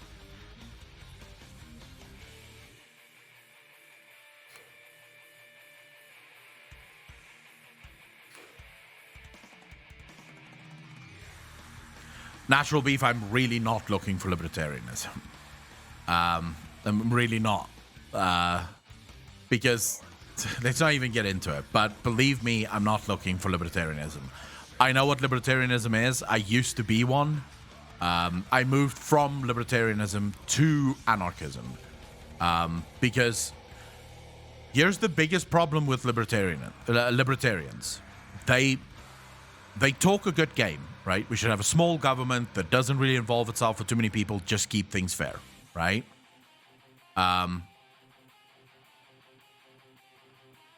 The very nature of government is to be the enemy of the people. But that literally, government is the enemy of the people. It doesn't matter how noble their origins are. They will eventually become the enemy of the people. So maybe libertarianism is good for a year, 2, maybe 100, but eventually it becomes disgusting. Eventually it becomes too big. Eventually it grabs its power. Why? Because all the sociopaths want to become ministers, want to become politicians, want to get into government. Why? Because they want to tell everyone else how they should live their lives.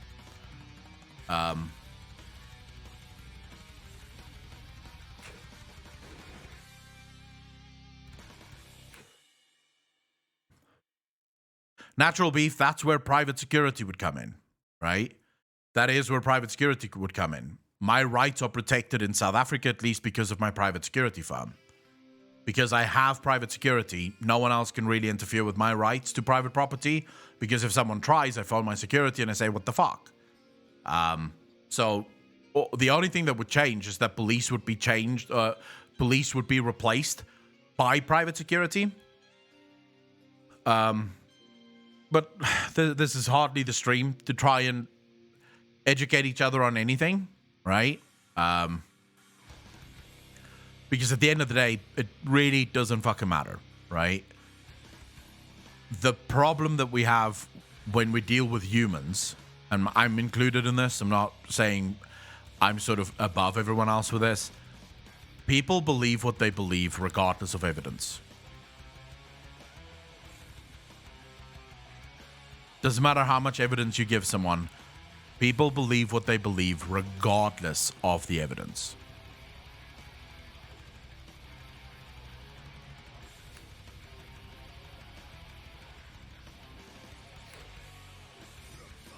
What would stop the private security from seizing my property? Fair Vlad, the fact that if they start seizing property, there's likely to be, so in South Africa, for example, there's about 25 different private security companies. So there's a good chance that you'll be able to phone any of the others and go, what the fuck, right? Also, there's very little chance in a complete free market system that one company would be able to become big enough to the point where they could actually do that. Collusion is possible, but very unlikely, considering historical facts show it differently.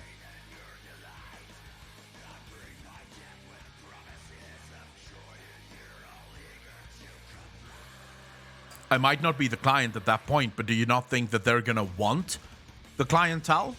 So if I phone them up and say, hey, my private security is fucking seizing my property, they're probably going to be like, oh my God, we have a potential client here. Let's go help him. Anyways, doesn't matter. It's the sad fact is that humans do not look for evidence. Humans look for confirmation. We already know what we want to believe, right? So in this chat right now, you have a group of people that believe in anarchy. They want to believe it, so they're going to believe any evidence that sort of proves anarchy, right? Then you have a group of people that hate anarchy, and they're going to look for any evidence that shows that anarchy wouldn't work. And it doesn't matter how much evidence you provide for either side of it, neither group is ever going to change their minds, because both groups are only looking for the evidence that affirms their own point of view. Humans are actually horrible at finding truth, because we all suffer from one issue, which is confirmation bias, right?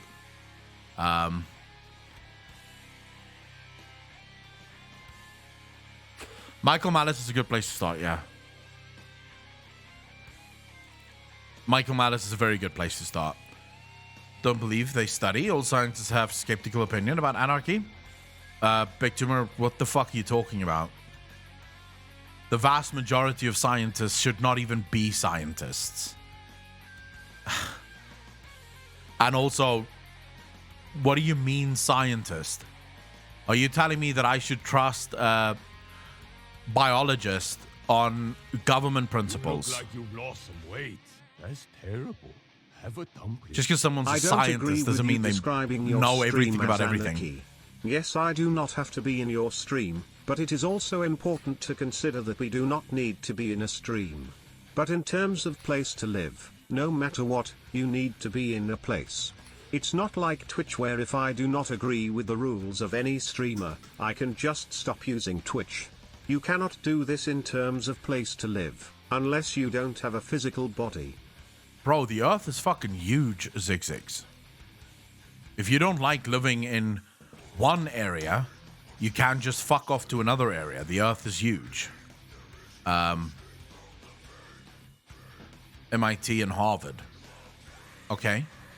I've legitimately heard professors, scientists as you call them, argue that you can print as much money as you want without inflation, when the literal definition of inflation is when you print too much money. So, yeah, you'll forgive me if I don't trust the word of scientists.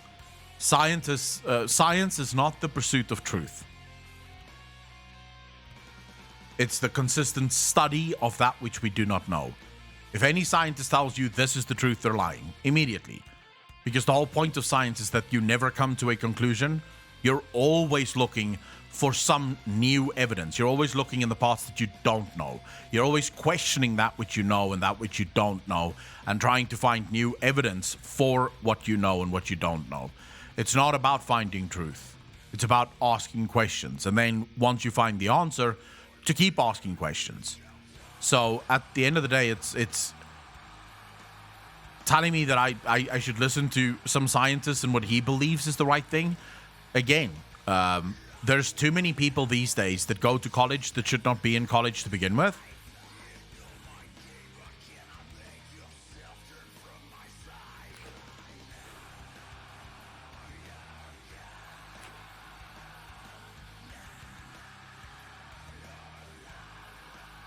There must be fancy South African science. If there are, I don't really know much about that. We should never act on science because science is a liar sometimes. Not saying that you should never act on science. Science can be a good informative tool, obviously. But I do dislike the fact that so many people believe science as if science is... Because science is about consistent study. And the problem is you so often hear people go, like, especially the media, right? There'll be a new scientific study that comes out and the media immediately covers the study. But then if you look at the study was done as a potential answer to a specific series of problems. It's not the answer, right? It's a potential answer to a series of questions. Now you have other scientists stepping in saying, no, hold on, maybe we can change this a little. Maybe this doesn't work. Maybe that doesn't work. Let's test your theory, right? This is why in science it's called hypotheses and theories, because even when we get to a theory like evolution, that we're almost 100% certain evolution is real and this is how all of it started, we still continue to call it a theory because at any given point we could discover brand new evidence that changes it. Right? So we always keep it open-ended. We always say things could still change. So the idea that you're going to go trust all scientists, which is another Twitter fucking handle that came out, it's like, no. Don't just trust people because they hold some kind of fucking degree. Because I know of plenty of people, I'll tell you what. All politicians hold degrees. They're all fucking morons. So should we really trust people that have degrees?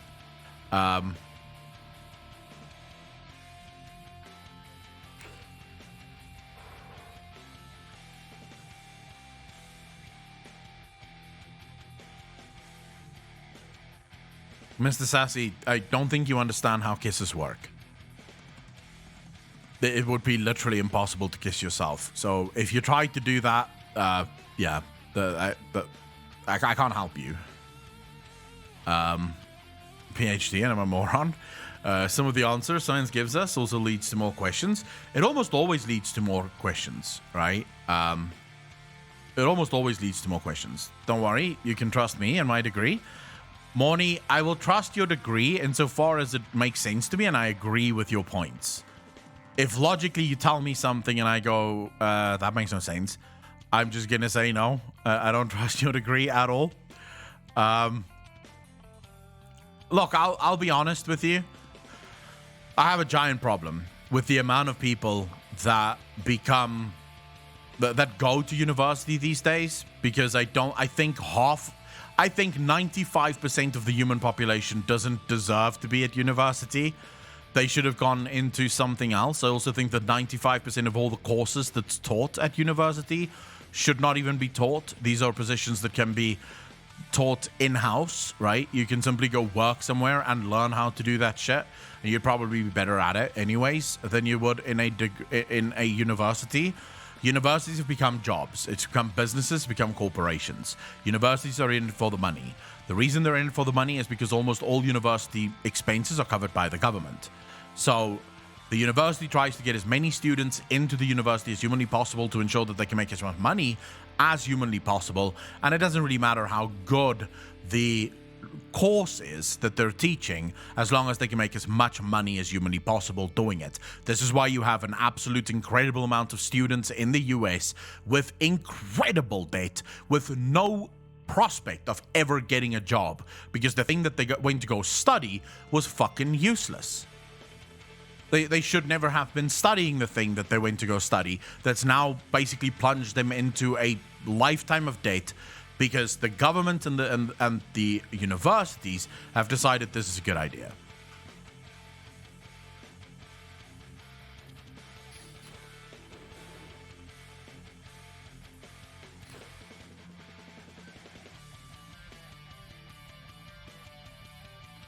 You want to say that university should be for free for students as in the USSR? Literally didn't say that once. Spectrum, do you... So I've been watching your comments throughout this stream, and it seems like you're very good at making up your own arguments and then sort of attributing them to other people, which is literally called a fallacy. You're making straw man arguments all over the place, and I don't get it.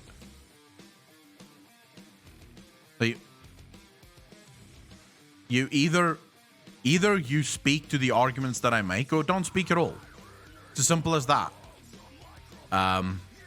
In Germany, that's where all the Americans are flocking here. I don't know. Let's not even get into this because it's another discussion that's just going to piss off a lot of people because there's no point. There is literally no point in having this argument.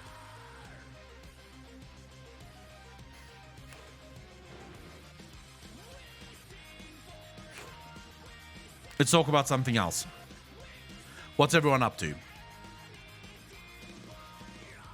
There's no such thing as free, although most people don't seem to fucking realize that. I'd be okay with free university, actually, as long as the people who did not go to university doesn't get to pay for it. Then by all means, make university free. But then people who do go to university have to pay double the amount of taxes of people who don't. Then it's fine. No problem. Because then the people who chose not to go to university aren't paying for someone else's university.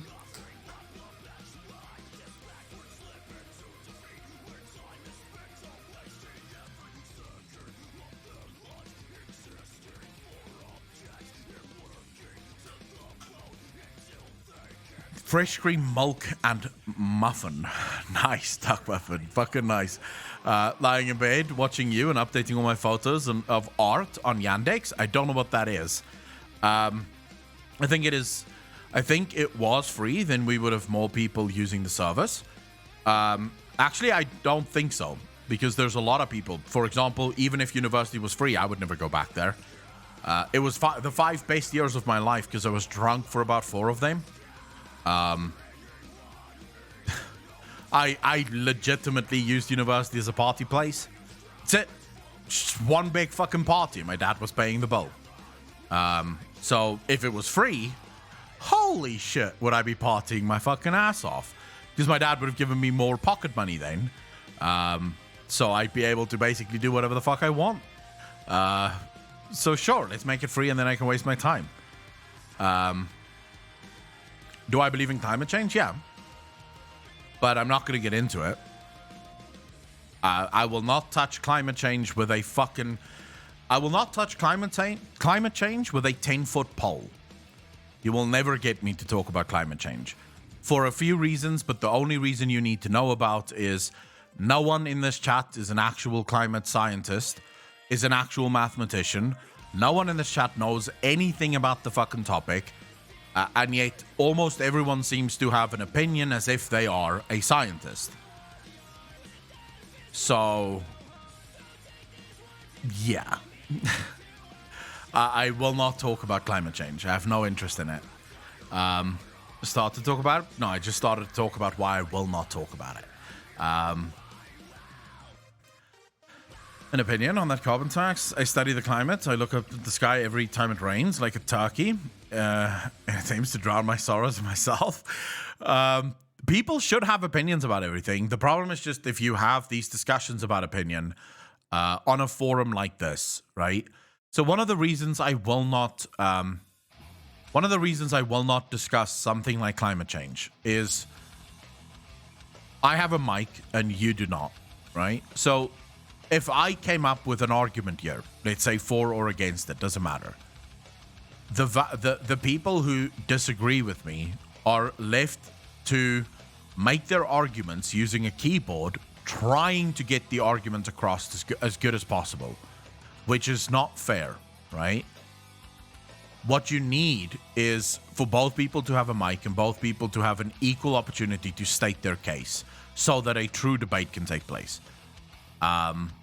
Twitch is not a place, I think, for true debate. It's a fun place to talk about fun stuff, but when it comes to actually having debates of that nature, I don't think it's fair. Notora, I'm sure your mum said you're smart.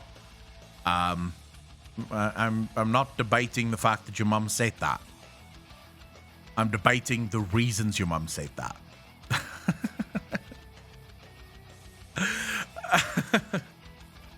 If I had a mic and I could actually talk to my point about more people attending free college, if I could use more and better words, Mokacho, yeah, that's why I don't like having conversations like this, right?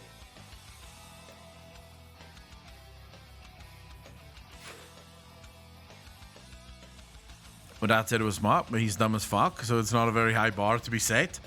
Smart is a relative term. Natural beef, this is true. This is very true. 2 PhDs. She said I'm dumb as dog shit that I only got undergrad. Now I want Akko, Hassan, and Destiny in the same stream yelling at each other. I don't know who's Destiny. I feel like, isn't Hassan and Destiny both socialist? Hassan, I think, is a socialist. Depending on, because apparently there's 2 Hassans. One is a communist socialist Hassan, which apparently is a very big stream on the platform. Destiny is the guy that left to go to YouTube, isn't it? He's the guy that got picked up by YouTube, if I'm not mistaken.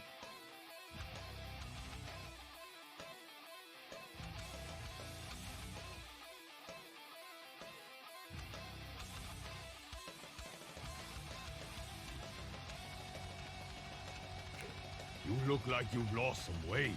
That's terrible. Have a dumpling. I'm definitely not. By the way, Arnold, thank you for the 100 bits. I'd really fucking appreciate that. Thank you. 1,000 bits, actually. Thank you. I'm definitely not alt-right. The values that I hold can't really be on the left or the right. It's very much center, right? So I get fucked from both sides, basically what I'm saying. I get fucked from both sides. Because I hold some conservative values and I hold a lot of liberal values. My values aren't based around a team. My values are based around what I believe to be the truth, which to me is everyone should be free to do whatever the fuck they want, right? Now, I would view that as a very as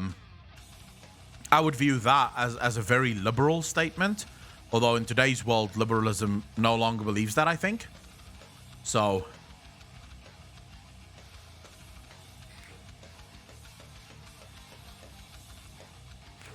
the Kame, we are fucked until 9.2. we are fucked until 9.2. We will get the new book, right, next month, which will definitely give us some new lore. But even then, I think the big lore is probably going to come at 9.2 when 9.2 finally hits, right?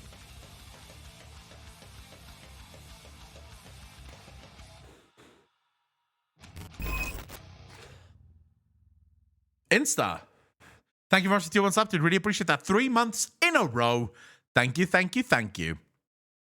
Oh, I forgot. We actually have a new emote. We have a new emote that we have to quickly divvy up here. But for that to happen, we have to decide which emote do we replace. Or can we do this? Hold up. Ferorius, I'm quickly looking at the emote here.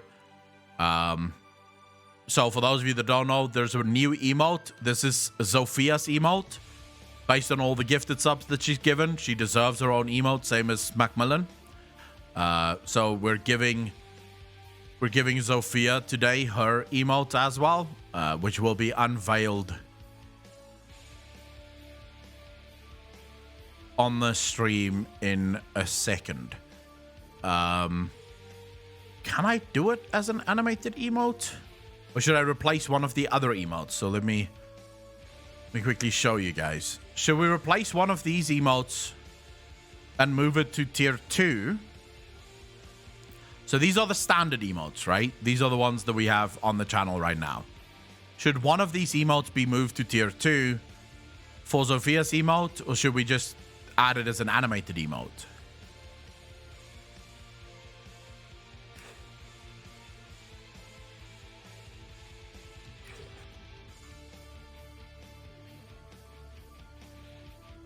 Today's chapter is the power of night. Rhino's name, what?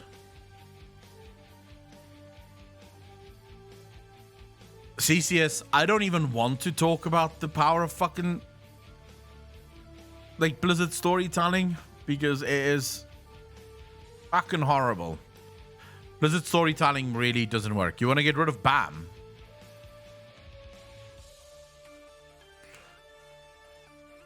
How do we know BAM isn't getting used?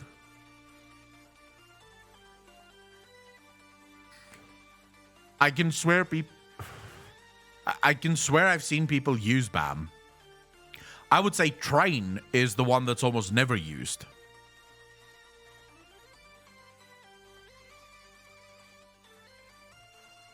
Train is the one that I would say is almost never used. It's going by with the janitor having the sigils.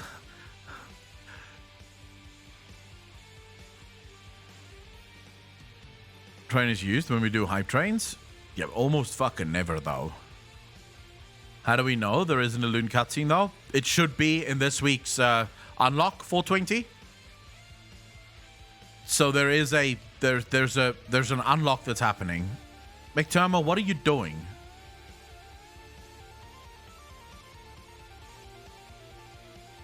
Are you now asking people in chat out?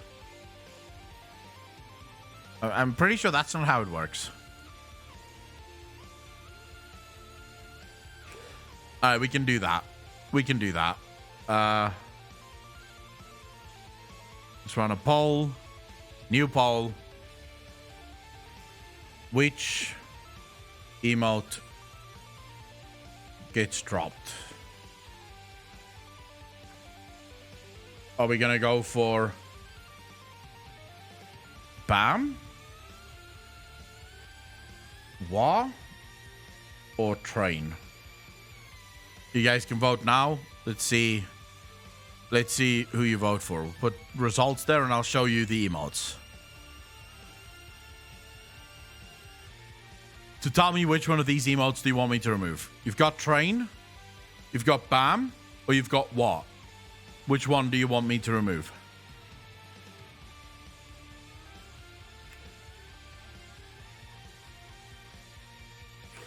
The freak, I love that answer. I like that answer. Well fucking done. Ask me every time we meet anywhere. Oh, right. Wait, so a freak, you and Bal move together. You moved sort of together on Twitch, going from one place to the other. Let's see. Right now, Train and War, BAM seems to not get as many votes.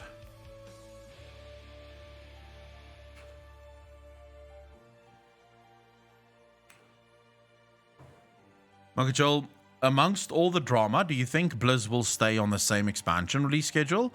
Or do you think the next expansion will be pushed back to account for the lost time now? No, I do think we're going to get... I do believe that we're going to get a lot of people, or a lot of delays. I don't see how Blizzard cannot do delays at this point, right?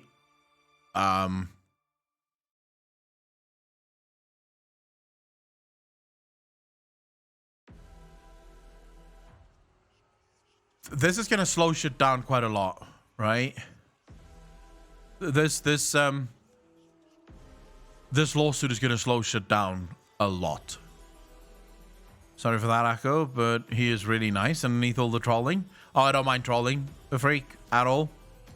I am also assuming you two know each other IRL, so that's fine. Trolling is okay. in my opinion.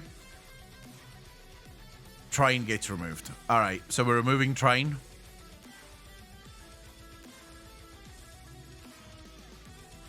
There we go. Now we have space for a new emote.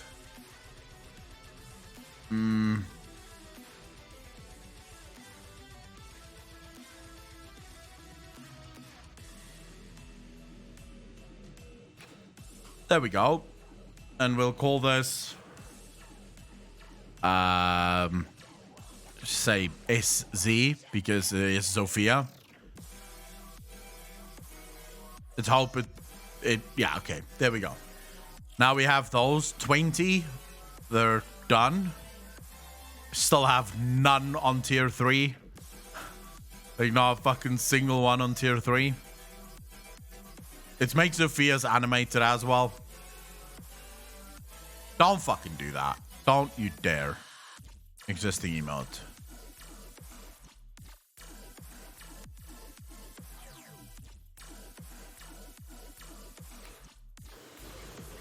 (9.2) and 9.3, so definitely going to be delays. I don't know if we're going to see a 9.3. I think that's you might be a little bit. You might be a little bit too excited about that. So which animation do we use for this? Let's look at what Shake looks like. Shake. Rave.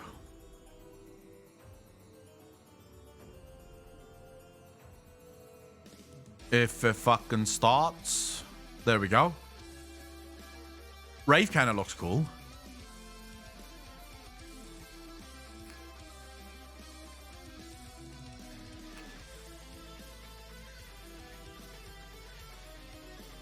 Rave looks awesome. All right, we'll do Rave. Enter emote. We're going to call this one SZR for Rave.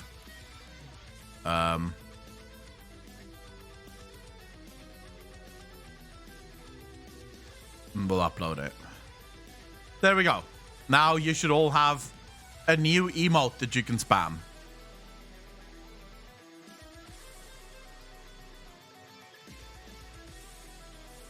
You should all have a new emote that you can spam now. So just check. See if it fucking works.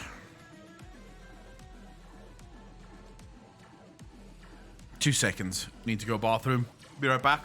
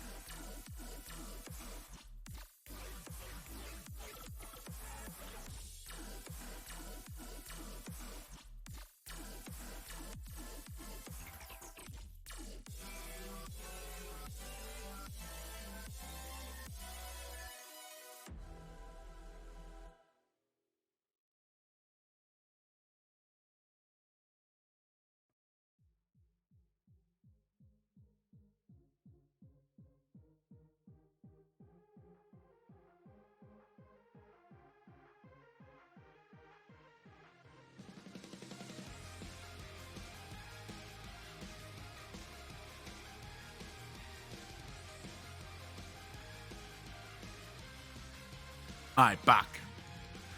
Wow, that's a lot of fucking emote spams. How can you not see the emote, Enoch? Everyone else is spamming it. How can you not see it? Any ideas, evidence, or strong guesses for what happens after Shadowlands? Campbell, not really. There's a lot of ways that we can take this, you know? The Grey, thank you for the on sub. Did really fucking appreciate that. 6 months in a row. Thank you, The Grey. Really appreciate that, bro. There's a lot of directions that Blizzard can take the story in. The question is, which one do they decide to go on? So I really don't have to... I really don't have any ideas right now. said at BlizzCon that the next expansion will be Light and Void. 420, I don't remember them saying that. I would have made a much bigger deal if they did. If they did, that would have been a much bigger discussion. Enoch, thank you for the 2 months up. Did really fucking appreciate that. 5 months in a row. Thank you, thank you, thank you. Enoch, very much appreciate it, bro. I want to see Dragon Isles. I want to see Dragon Isles too. I think Dragon Isles could be a really cool expansion.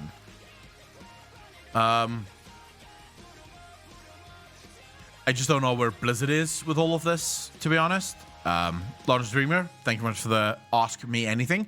How do you know? Who are the Soul Eaters? Are they dragons, tortured souls, or just animals? Dragon-like creatures with shadowy wings that are all around them all. From what I sort of gather, they're creatures that was created by Zuval, so they don't necessarily have to be specific creatures. So it's not obvious that they should have been dragons or anything IRL. This is part of Zuval's army, so he learned how to turn souls into weapons. So he's basically using souls and then crafting these constructs that is powered by souls. So it could just be things that he created because of what he saw on Azeroth, or maybe just because he needed something that could fly around and defend. So I genuinely don't know, Lawrence. Shadowlands, they say that this X-Pack we'll be exploring Life and Death, so we'll be checking out Light and Void in the future. 420, checking out Light and Void in the future doesn't mean that Light and Void is the next expansion. It just means that since we're now starting to explore the cosmological forces of life and death, at some point we could expect that we will get to, you know, we'll get to look at Light and Void as well. So Blizzard is sort of opening the door to the cosmic scale of things. SK Bridges, how you doing, brother? I'll tell you what, though. I am looking forward to the gym tonight. I don't know why, but I am. Sort of excited to go to the gym today. It's very weird. Usually I'm sort of cautiously optimistic, but today I am excited. I think it's because of everything that happened. My mind just needs, like, I need to go in there and just fuck myself up for an hour. So that's going to be fun. It's going to be fucking good fun.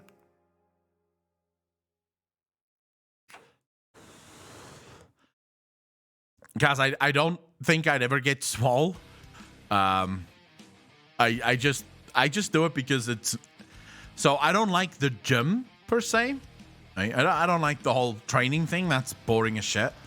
What I do like is the mind cleanse that it gives me.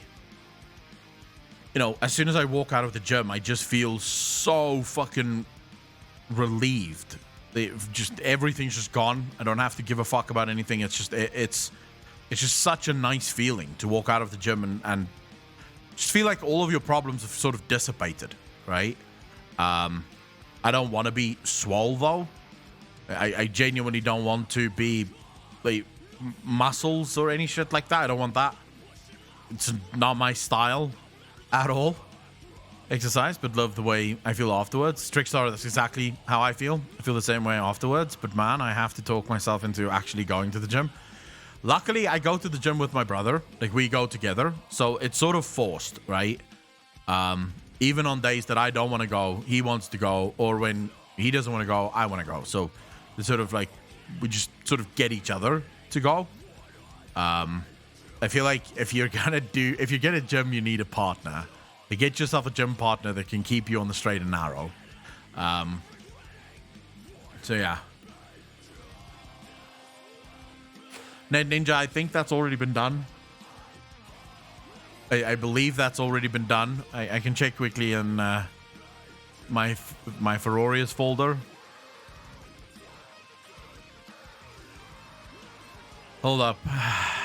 So we have this one that's on that's in the Ferorius folder.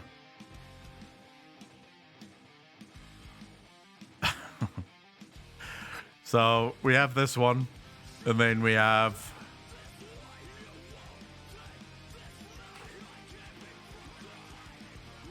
I'm looking for it.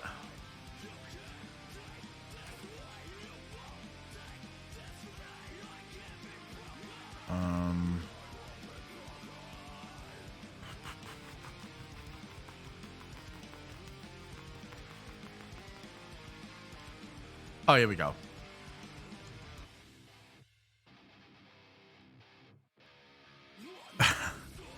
Could the story go another way? If they fire Ian? Oh no, since Ian isn't in control of the story, I don't think so.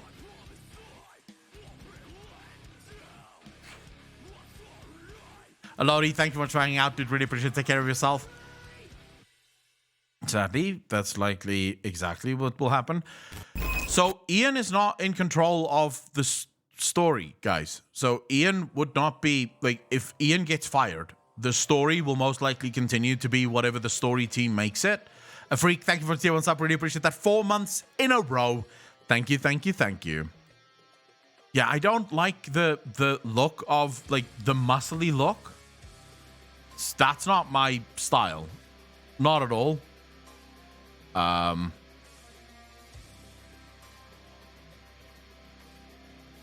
Yeah, I don't think it would work for me. Needs to go back to what he was better at. The thing is, so what scares me is that what if Ian isn't the reason the game is where it is now?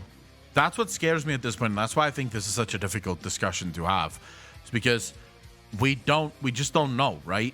Who is actually to blame for the state that the game is in right now? Is it Ian? Is it the culture? Is it people above Ian? Is it people below Ian? Who exactly is the problems within Blizzard Entertainment right now? So it's not immediately obvious to me that getting rid of one specific person or another specific person is going to fix, like, anything.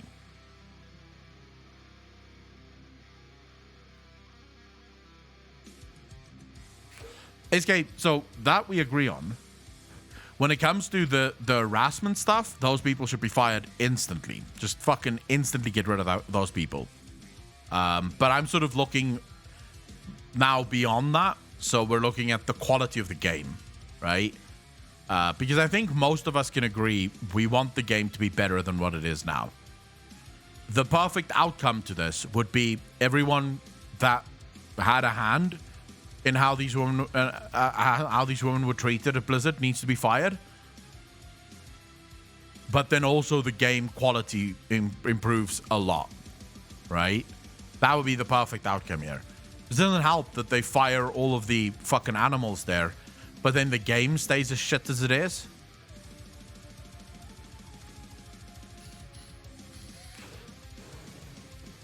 And of course, if the developers of World of Warcraft is to go by, then we probably wouldn't see any change whatsoever, right?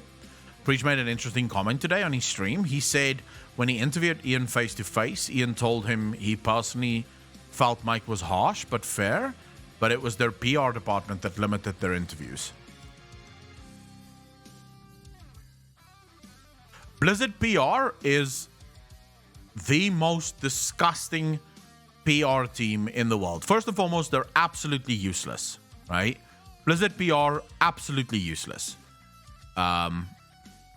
Every single time there's a problem, PR is the last people to fix the problem. Like, whenever PR comes out with anything, it seems to make things worse, not better, which means Blizzard should actually fire their entire PR department and get someone that knows what the fuck they're doing, right, to run the PR.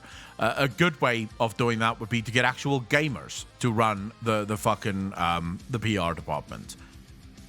That would probably be the best thing, right? Get actual people that play the game to run the PR department so that they know what the fuck they're talking about whenever they put shit out. I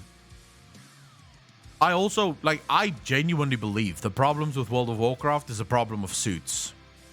I don't think it's even Ian. I think Ian is given by the suits in PR as well as the market researchers. They give him a blueprint of how an expansion should be done, and then that's how it's done. That's what they want. You see, this is rough speculation, but I believe Every expansion since Shadowlands have been a collection of stunts, PR stunts. Every feature that's added is not added because it could be a good feature. It's added because it will look good on an advertisement. Since Legion, every single time they've added something to the game, it's because it will look good on a poster. If they can say, join now, battle between the Horde and the Alliance, island expeditions, explore uncharted islands, and Azerite armor, you're going to be a god with your fucking armor. You know, the Azerite neck, and you're going to have to collect all that. It sounds good on paper. It's a nice slogan for an advertisement campaign. Whether it works in game or not doesn't matter. PR comes to Ian and says, look, we need material for an advertisement, and just saying that it's a new expansion isn't good enough. We want a list of features that we can list on the advertisement to get people to want to play the game. Doesn't matter how many or how few you have, just we want people to be able to play the game. The reason Ian have said that the next expansion will have fewer systems is because now that's going to look good on paper. Because if they go, World of Warcraft, new expansion, now with fewer systems, most gamers go, oh my god, finally, thank you, I'll come back and I'll play a little. So PR basically used the last 3 expansions of systems to get people really fed up with systems so that they can use fewer systems as a new fucking slogan in a new PR campaign. That's how I feel the game is run right now. It's not systems that work. It's simply it looks good on paper because it looks good on paper. And this goes down to Blizzard's business model, right? Blizzard's business model is we need to lock people into 6-month subs. It doesn't matter how good the content is or how bad the content is, as long as we can lock them into a 6-month sub, right? It's all that matters. Because once we have them, we're done. This is why every single patch... Have you guys ever asked yourself why domination runes exist? Why is domination runes a thing?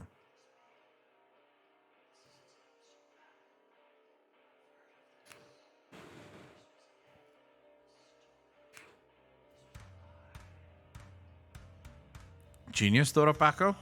But Smoke and I genuinely believe that that's the truth.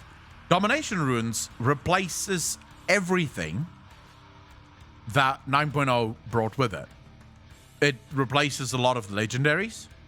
It removes a lot of the systems and makes them null and void. It was a new system. It's a new system that can go on a fucking placard. It's a new advertisement. 9.1, now with domination runes and domination armor. It's gonna be so fucking cool. You're gonna love it. Torghast, new and reforged. It gets people to click and buy into another 6-month sub. The new 6-month sub is great. People log in. They realize that this shit that they were promised is actually horrible. And now they're sort of stuck, right? Now they're sort of stuck. I wouldn't say Torghast is fun now. Torghast is just not as horrible as it was. But I would say Torghast is pretty far from fun.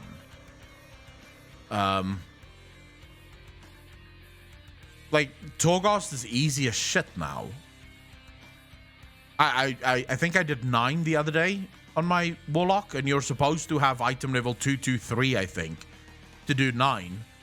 And I have item level 207. And I literally smashed it. Didn't die once. It was just like, oh, yeah, this is easy as shit. So I would say Torghast is definitely not what I want it to be. I want something that's challenging. Good and deep, and books still come out. I doubt it's good money for them, but they still do it. A freak. So actually, the books make a shit ton of money for Blizzard. The books make a crap ton of money for Blizzard.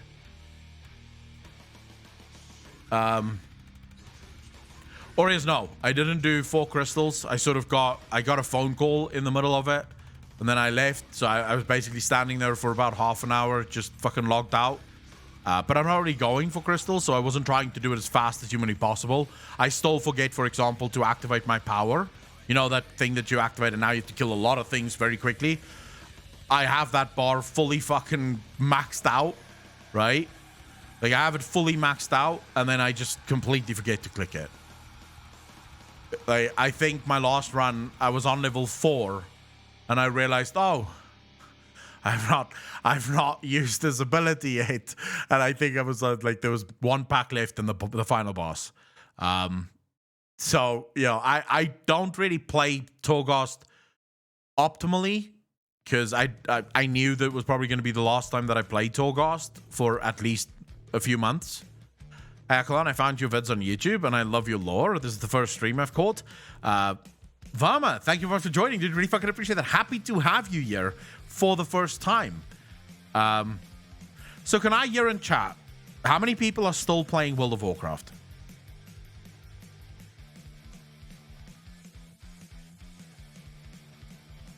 Enoch, I'm not sure. If there's a game that I want to play with the community, then absolutely. Missy, thank you for the Prime sub. Really appreciate that. 16 months in a row. Thank you, thank you, thank you. Ron Swanson, you're my hero. How you doing, bro? Cancelled the other day. Might get a token. Unsubbed a couple of months ago because of the game. I'm playing mostly daily and weekly quests. I have a week left of my sub, playing Final Fantasy 14 mostly at the moment. Final Fantasy 4 is so good. Only as I don't have time on the road. Otherwise I would. Why are you on the road, a freak? Since the end of BFA.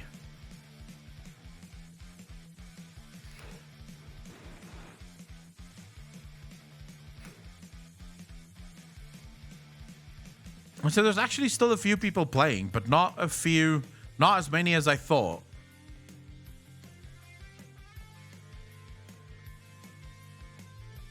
I thought there would be more people. Just miss gaming with you, my dude. Enoch, like I said, if there is a game that sort of grips my attention again that I will play with other people, Apocalypse, Baldur's Gate 3 is the literal example of a game that I will not play with other people. I'm in it for the story, bro. I'm not in it to play with other people. I want to play the story. Would you guys want me to play Baldur's Gate 3 on stream?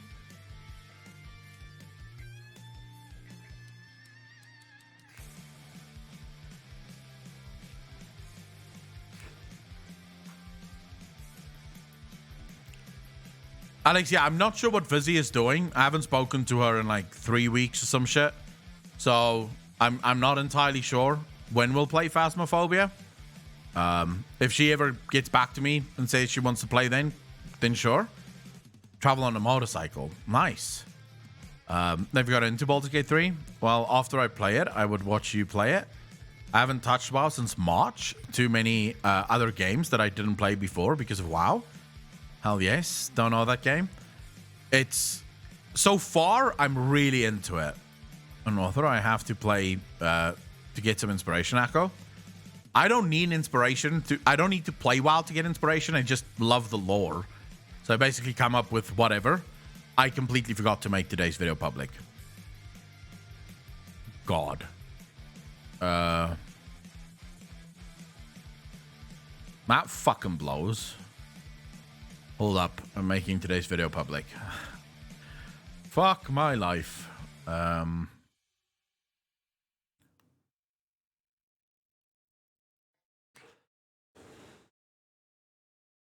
Alex, like I said, I haven't spoken to her in a while. So I don't know what she's up to, but I'd be happy to play Phasmophobia. Well, that's a lie. I won't be happy to play Phasmophobia, but I will. But I'm definitely not going to be happy playing Phasmophobia. I realized I don't want to play another RPG. I just started playing Stellaris. Great game. Stellaris is pretty cool, although not my favorite, but it is pretty cool. So I just quickly want to make today's video public. Give me a moment here, guys. Alright, here we go. I hope I'm making this public in the right order. Wait, is this made public in the right order? Maybe not. Fuck my life. No, it's not. I'm gonna make it public in the wrong order. But that's because I fucked up now. Edit. Yeah, this is gonna be wrong. But, you know. Fuck it. There we go.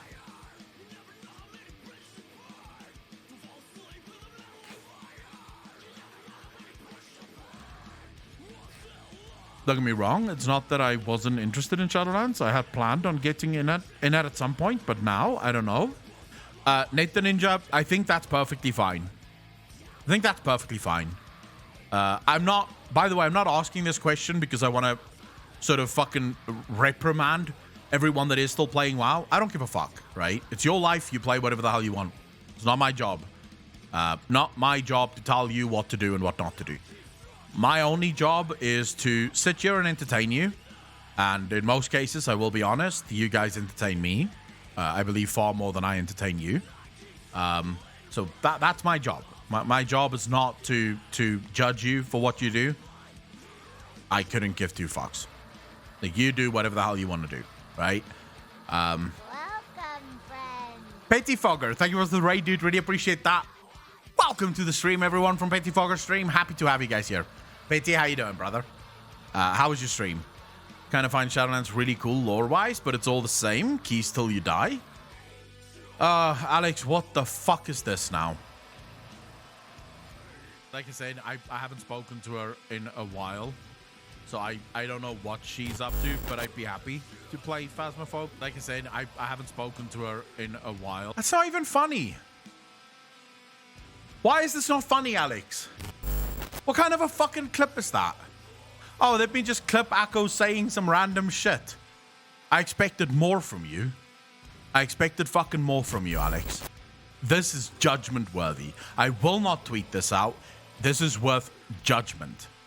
Not just from me, but can everyone in chat just very quickly fucking judge Alex for the shit that he just did? It was for Viz. How's she gonna see this?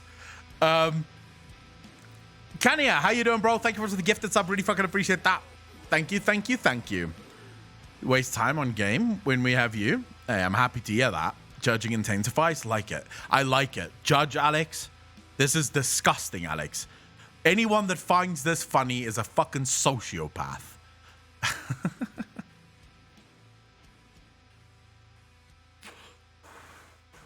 The Cosmic Lore because of streamers like Akalon, and we'll be excited to see where the story goes. I'm happy to hear that. As long as I can help you guys escape real life, it's fucking good with me. Friends love you. I'm happy to hear that. Very happy to hear that. Alex, you have been judged. Mary, how you doing? The Breach Gavel emote would work well here. I can take it. Judge me. Alex knows what he is doing. Thank you very much for everyone that's following, by the way. Really welcome to the stream. Happy to have all of you here. We should get a judgment emote. Same as Preacher's Gavel. We should actually get a judgment emote. Whenever someone clips me and it's not funny, they get judged. I want funny clips. And if you're going to take me out of context, it has to be in a way that makes me look stupid. Otherwise, what's the fucking point?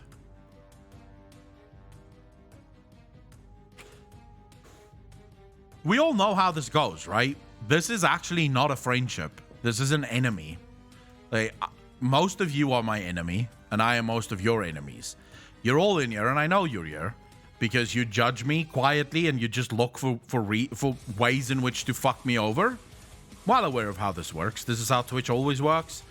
The streamer and the chat have a, what we shall call, a complicated relationship. If you only ever take my advice once on anything, play the First Pillars of Eternity. I have played the First Pillars of Eternity, Minion. How's the second one, though? I never played that one. You helped me stay in real life. Playing too many WoW would take me from it. That's still good, I think. Right? I mostly never judge people, only if you ask. Then that's fine. It's just Alex. Unbelievable. Okay, let me just see this. The fuck is this now? Why is this not funny, Alex? What kind of a fucking clip is that? Oh, let me just clip Akko saying some random shit. I expected more from you. I expected fucking more from you, Alex. This guy is spitting truth. Listen to this guy. He's spitting fucking truth. That is all true. This is judgment worthy. I will not tweet this out. This is worth judgment. Not just from me. Yes. But can everyone in chat just very quickly fucking judge Alex for the shit that he just did? It was for Viz. Agreed. Why is this not funny, Alex? Agreed. I must say though that this clip is slightly too long, but it's a better clip than the last one you did because it's true. 100% true. Got a protection spell on Alex. Don't do that. Don't be that guy. In fact, if I drop fool. BDO, how you doing, brother? I may have unsubbed weeks ago, but I still come here because I love the lore, period. I don't agree with certain things, but I still love the story, and that isn't going to change. I agree. I 100% agree. Lofi, by the way, what are you trying to post? Is Alex redeemed? I don't know, though. Ooh, that's a hard one. We'll see how the next video comes out, because Alex have the job right now of editing my New World first impressions. If that goes good, then maybe we can look at some kind of redemption there. Oh, it was your clip. Yeah, if you're not subbed, you can't share links, but you can send it to me on Discord if you want.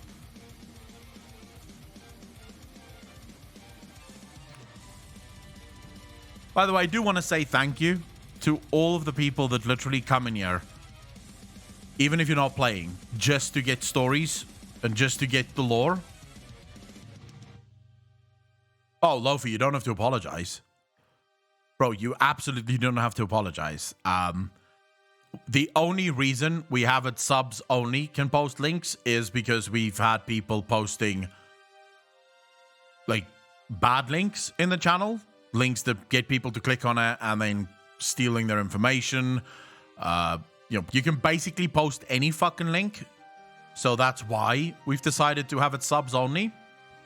It's not to force people to become subs. That's why my Discord is always open. So if someone has something that they really want me to see, they can just post it on Discord and just tell me, and I'll click it from Discord. It's just because I really don't want anyone in chat to ever have their shit compromised. So that's why we have it as subs only. Guilty until proven guilty, so he's perma guilty. I like that. What about Critical Role? Are you trying to piss Apocalypse off? Watching you for a year, but it's my first time of social activity here. Pretty nice. I wonder how many lurkers do we actually have here? Like, how many people do we have here that's just sort of, like, they're never chatting. They just sort of chill, not say a word. Mods, can we quickly scan everyone that's in the channel, like the users in chat, and see how many of them have you never seen chatting? Mr. Cat, thank you very much, dude. Really appreciate that. Lurking is fine, by the way. I just really, I'm just really interested to see, because I know a lot of the people that chat, but I don't know how many people is here that just never chat. Digit, you can go fuck yourself. I know for a fact that you chat more than anyone else. In fact, you like chatting like this. You don't even do chats like this. Digit just he chats slowly because he's always writing a fucking novel. It's definitely not a case of you not chatting. Anton, thank you so much for the Prime sub, dude. Really fucking appreciate that. Welcome to the Fat Fuckers Club. Thank you. Void, how you doing, bro? Very happy to have you here. First time chat. Moni, I think you and Digit deserve a timeout. Liars. Morny is literally one of my mods, and he's going, first time chat, by the way. Holy fuck. Akko, when you're going to give the full analysis to the new map? Adrian, tomorrow. So I did a thing that I should probably explain why it has to happen tomorrow. It's something that I did not plan on doing. I actually wanted to do it tonight. Right? So that video was supposed to go live tonight. But then I did a thing, and I didn't realize that I did the thing until it was too late for the thing to be changed. So, this is the map video, right? This is the map video. This is the video that just went live, from live, right? So you have these two videos. This one just went live. I literally just made it live. And then this one. The problem is, in this video, at 8 minutes and 26 seconds, I say, if you want my full video on Elune and the moon, click this video. But if this video isn't public yet, then they won't be able to click that link. So I had people in in the comment section of this video saying they can't see the link to this video. Because right now it's available to all patrons and all YouTube channel members. They can watch this video is available to them. So as soon as I realized that, I was like, oh my god, I'm releasing the videos in the wrong order. So I released this video so that I can release this video. That's basically where we're at right now. My unprofessional conduct is costing the rest of you to have to wait another day for me to release the map video. I do apologize.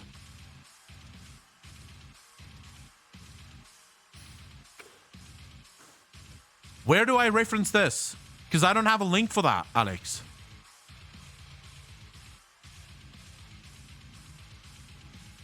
You have to explain where the fuck do I reference it? Because I don't think I have a link for it. Just quickly see. I'm pretty sure I don't have a fucking link for that. No, these are all random. Live is a timestamp code in the TC. No, it fucking doesn't. Hold up. What am I doing? Details. Wait, where's the time code? Does it have a time code? I didn't see a time code.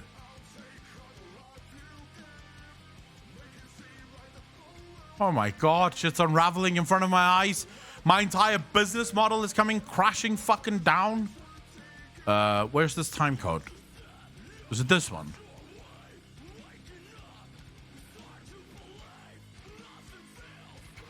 Yeah, I did not put the time stamps in. Oops. Lul.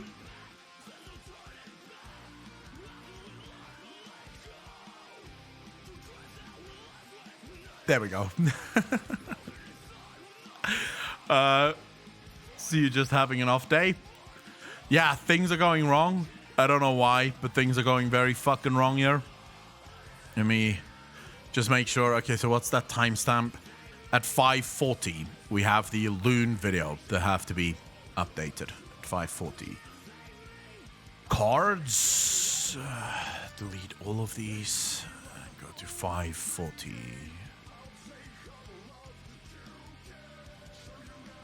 So 5:40 exactly. There we go. That's exactly what I wanted to do. Map. Save it immediately so people can actually fucking see that card so long.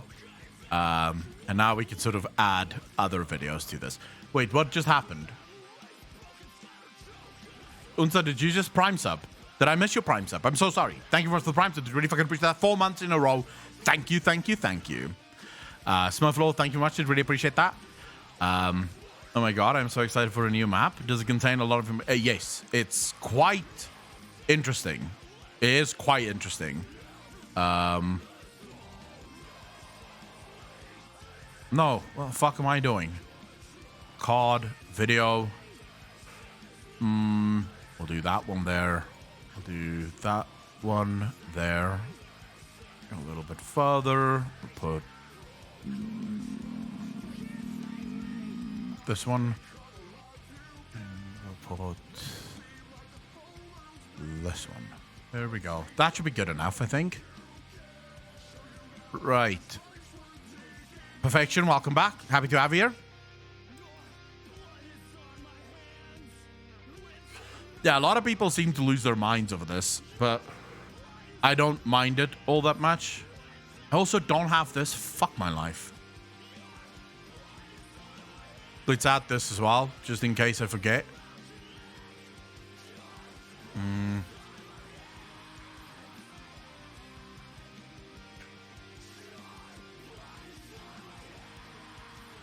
That's not what I want to do. Just that. There we go.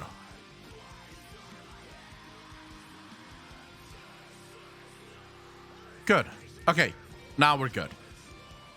Those are going to be a 30 minutes long vid on the Clips channel eventually. It sadly had to be pushed back due to more priority vids. That's fine. Oh my god. Snuff, thank you for the follow. Really appreciate that. Welcome to the channel. Thank you, thank you, thank you.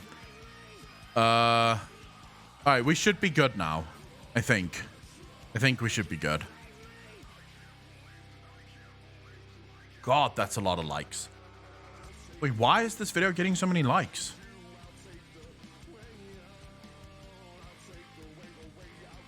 Did I say something special in this video? To get people to like...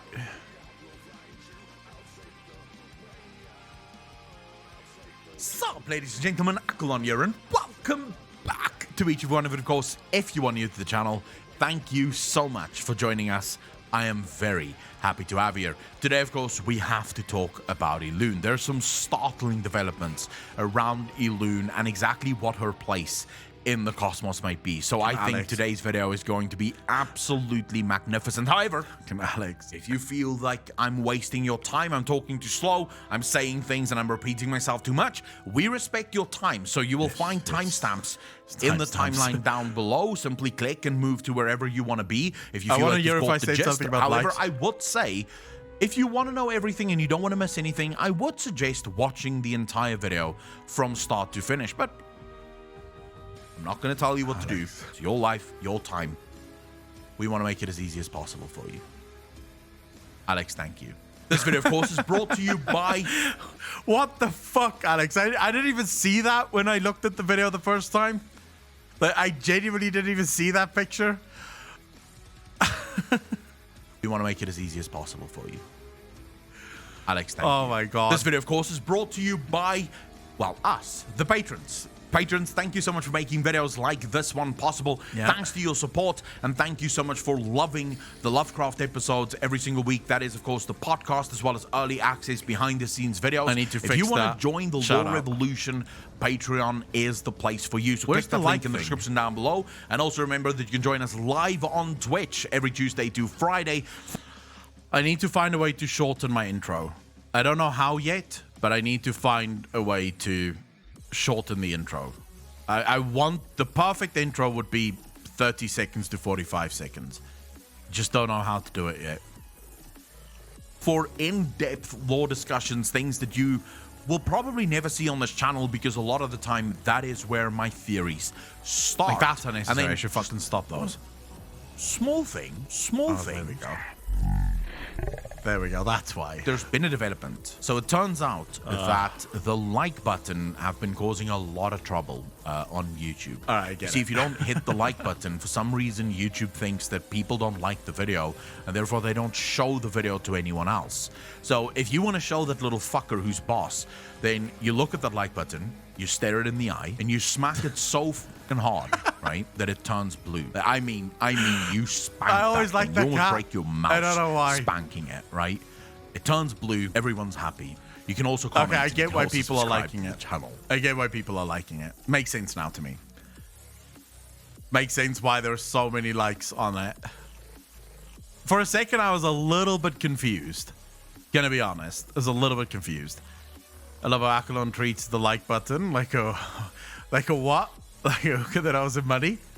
Well, you have to get people to like, because otherwise YouTube thinks no one likes the video. So I just thought it would be nice to put some Like, other than just most YouTubers going, remember to hit the like button, hit the subscribe button, and smash that bell. It would be nice to just do something a little bit extra, right? Makes it a little bit more funny.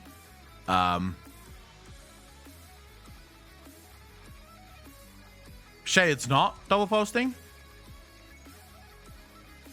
Cats are the gods on YouTube, so it's the cat that gets likes. True. True.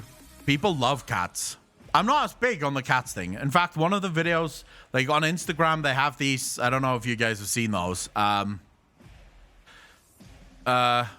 Like people's TikTok somehow linked to Instagram. I don't know how that works, right? I don't have TikTok, but I like watching the videos on Instagram about TikToks. And there's this one guy that pisses off his dog the whole time. He's got this little chihuahua or something, and that chihuahua goes fucking mental whenever he tries to touch the chihuahua.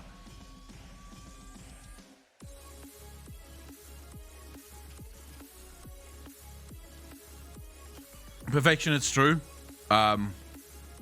Engagement, but it's sort of like, this is going to sound horrible, but it is true, right? It's sort of like conditioning, or what a lot of people will call it, what a lot of people refer to it is audience training, right? So effectively, YouTubers need to train their audience to do things that helps the channel. Now, it sounds more ominous than it is. Oh my god, they're mind controlling me. It's basically just a thing of, if you remind people enough that they have to hit the like button, people start doing it just automatically, you know? Just tell me to fuck off if you've not already seen it, but don't ignore me. Minion, what? Oh, I didn't even see that you posted anything. Sorry. Hate. Oh, I've not seen this. But you said, I don't like watching, I don't like watching other content creators, Minion. But you said at the 17-minute mark, right?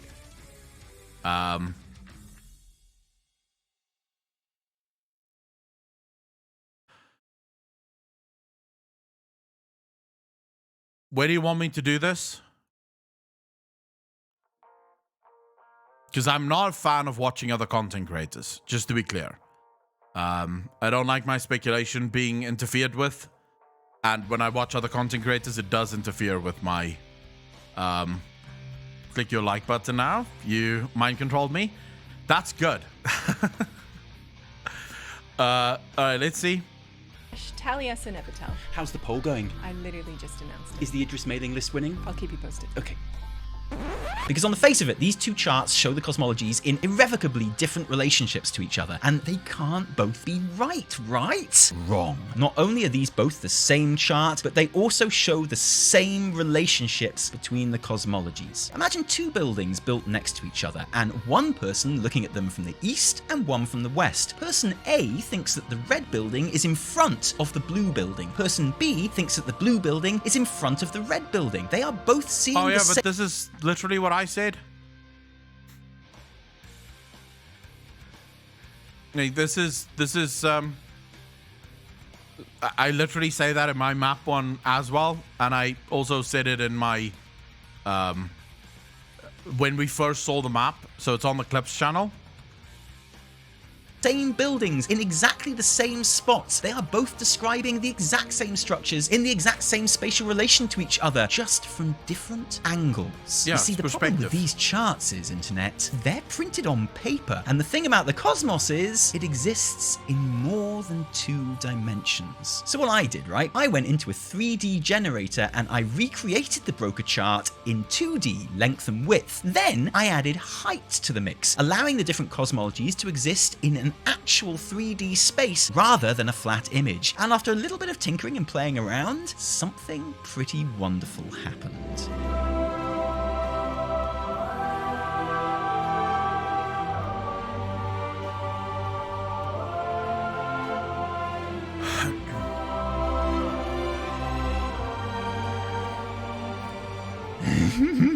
And I want to be...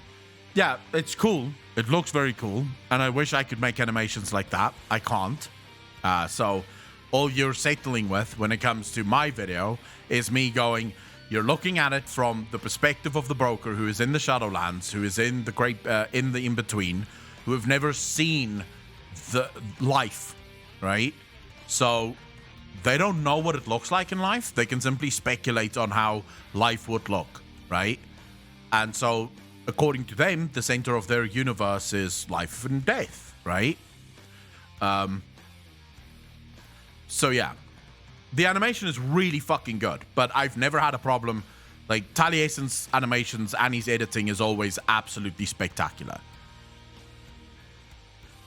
Yuvalol, this is one of the things that I actually highlight in my map video, which is sort of interesting.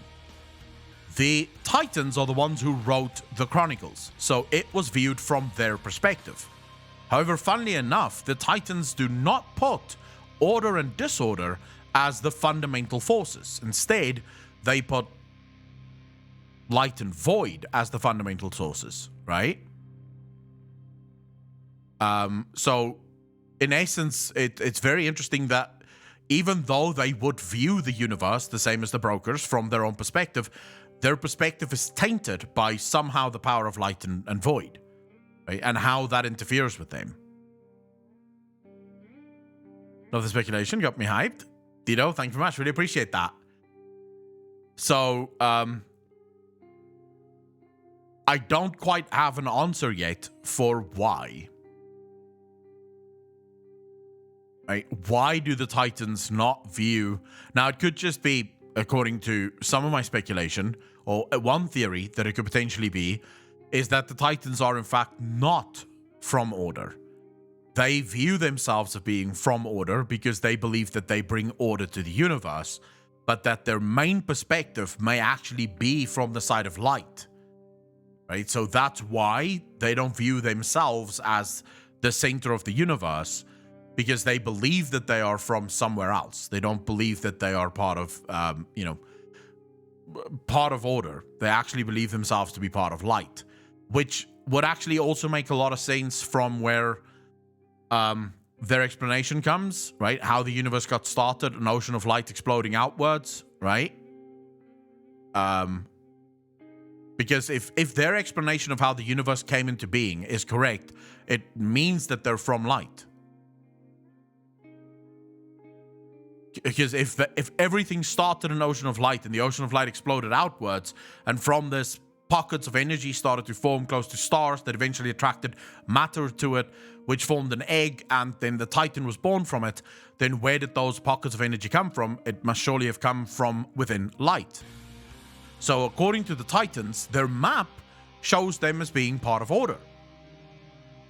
However, their beliefs show them as being part of light. Do you think we'll get to see Elune, considering we're getting more introduction in this or next expansion? Dido, it depends on what Blizzard wants to do. If Blizzard keeps to the dream of Chris Mason, then no, because they'll never actually showcase it. If Blizzard doesn't stick to the beliefs of Chris Mason, then yes, we will probably see Elune soon, right? Soon TM, most likely. Is the Elune one up?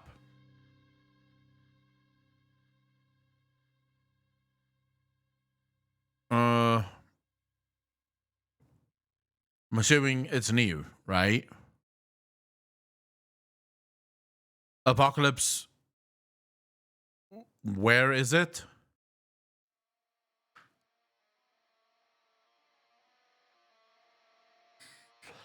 Or as I wouldn't say that they exactly deviated from his vision.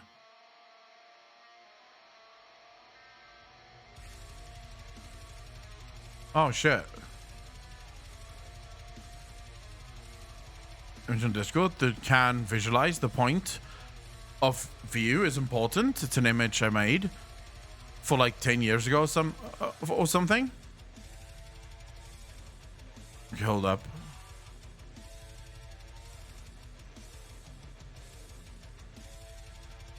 Oh yeah, that I mean that's sort of the oldest one, right?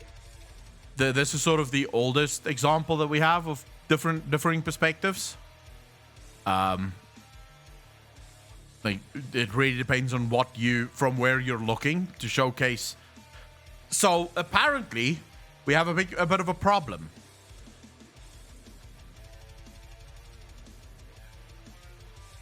People just did the Tyrande thing, and they got no decryption key. So what? Did Blizzard just... Chewy Panda, how you doing?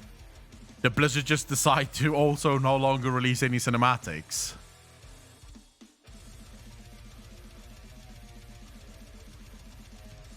This is very strange. I'm not seeing it. If it is out, I'm not seeing it. I'm on the World of Warcraft page and I'm not seeing it.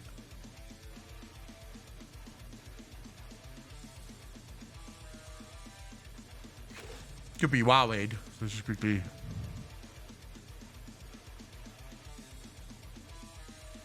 There we go. Okay. Oh. Hold up. We did. Oh, let me just pause the music. All right. So we did sort of see this cinematic before, although it was very broken and not quite working.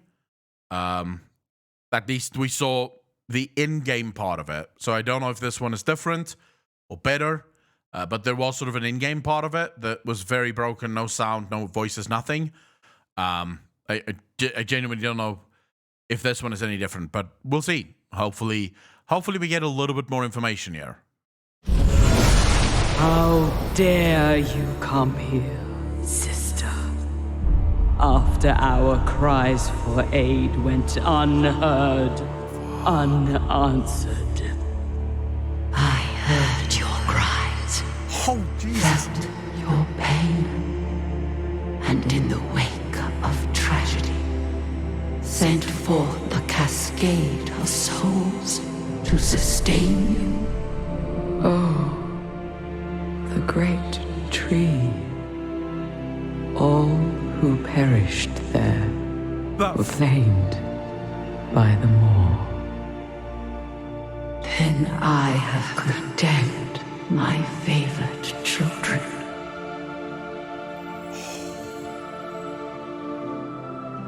By our hand, we may yet guide their souls unto their spring, starting with this one. Tyrande invoked me. She must choose vengeance or renewal.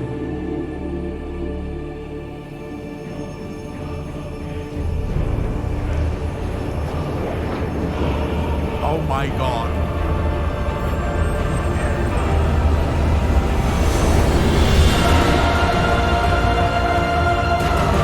Jeez, look at her skin, bro.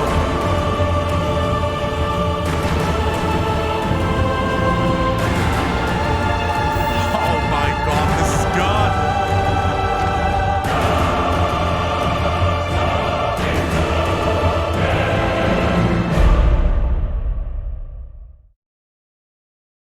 Okay, this is that was good. That was very, very fucking good.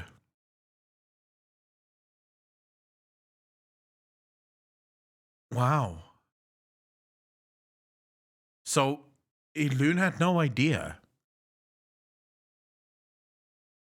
Elune had no idea that the souls that she sent would be claimed by the Maw. Yeah, it's changed fundamentally.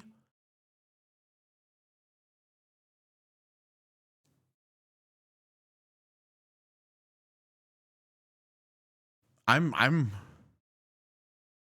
quite a little speechless, because we may not have seen Elune yet, but we've heard her speak.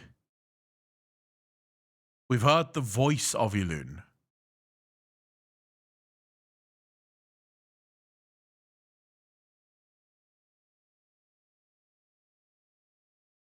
This is why Elune did not interfere. This is why, remember we asked, why didn't Elune interfere when Teldrassil was burning? And the answer was simply, she didn't care. She did care. She just didn't care for the Night Owls. She wanted to save the Shadowlands. She thought that she could send enough souls to help sustain the Shadowlands.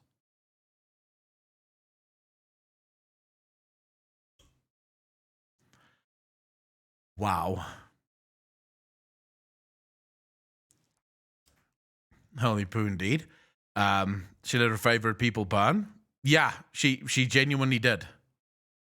I wouldn't say it's horrible. We'll get into it. We're gonna watch it again.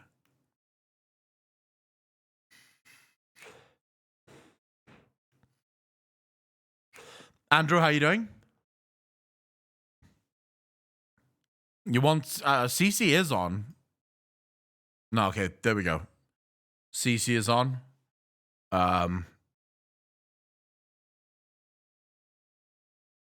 Do you guys want it louder? Was it loud enough this time, or is it just that some of you are struggling to hear what's said there?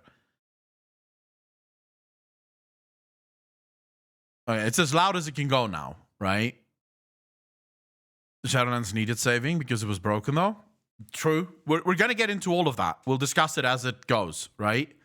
We'll discuss it as we go.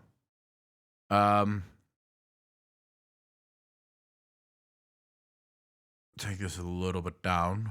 Take it to like 95%. That should be good. Have you had a good day so far? Very good. Thank you very much for asking, Andrew. And we've got a new cinematic, so it just got a fuck ton better. Just got a hell of a lot better. By the way, Alex, while we're here,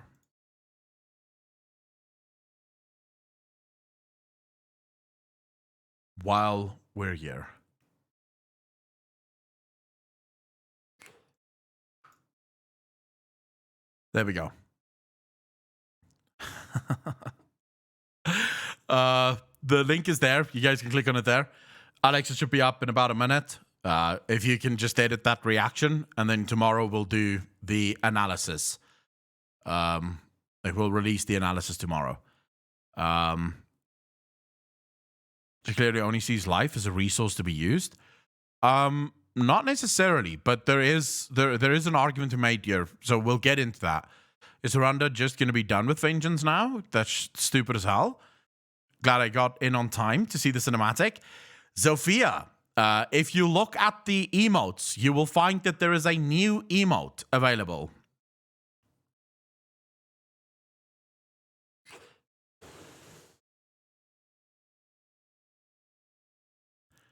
Good. Then I only have to stay up till 5 a.m. to be done with half of the stuff I need to do. Yeah, we've got so many videos coming. It's insane. All right, let's watch this again. How dare you come here, sister? After our cries for aid went unheard, unanswered. I heard your cries, felt your pain, and in the wake of tragedy, sent forth a cascade of souls to sustain you. Oh, the great tree. All who perished there were claimed by the Maw. Then I have condemned my favored children.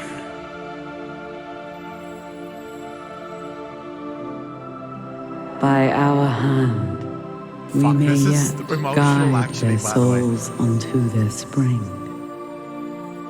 Starting with this one. Tyrande invoked me. She must choose vengeance or renewal.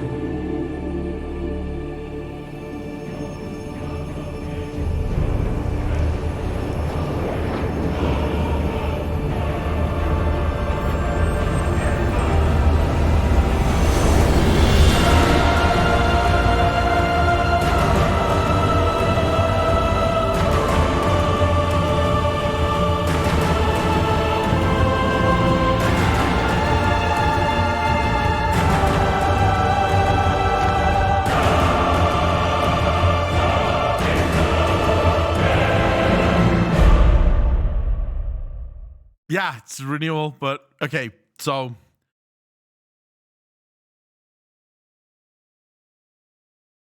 there is a lot here, right? There is a lot here. No, that's the tier of Elune. That is the tier of Elune, right? So it's not it's not the seed that will replant the world tree, but there's a couple of things that we'll go through now in the wake of this. How dare you come here, sister? After our cries for aid went unheard, unanswered. So I'm again back to the original thing that irritates me about the story of Elune and the Winter Queen and their sisterhood or their familial bonds or whatever the case might be. Did Elune leave the Shadowlands at her own accord? Was she pushed out? Was she never part of the Shadowlands to begin with?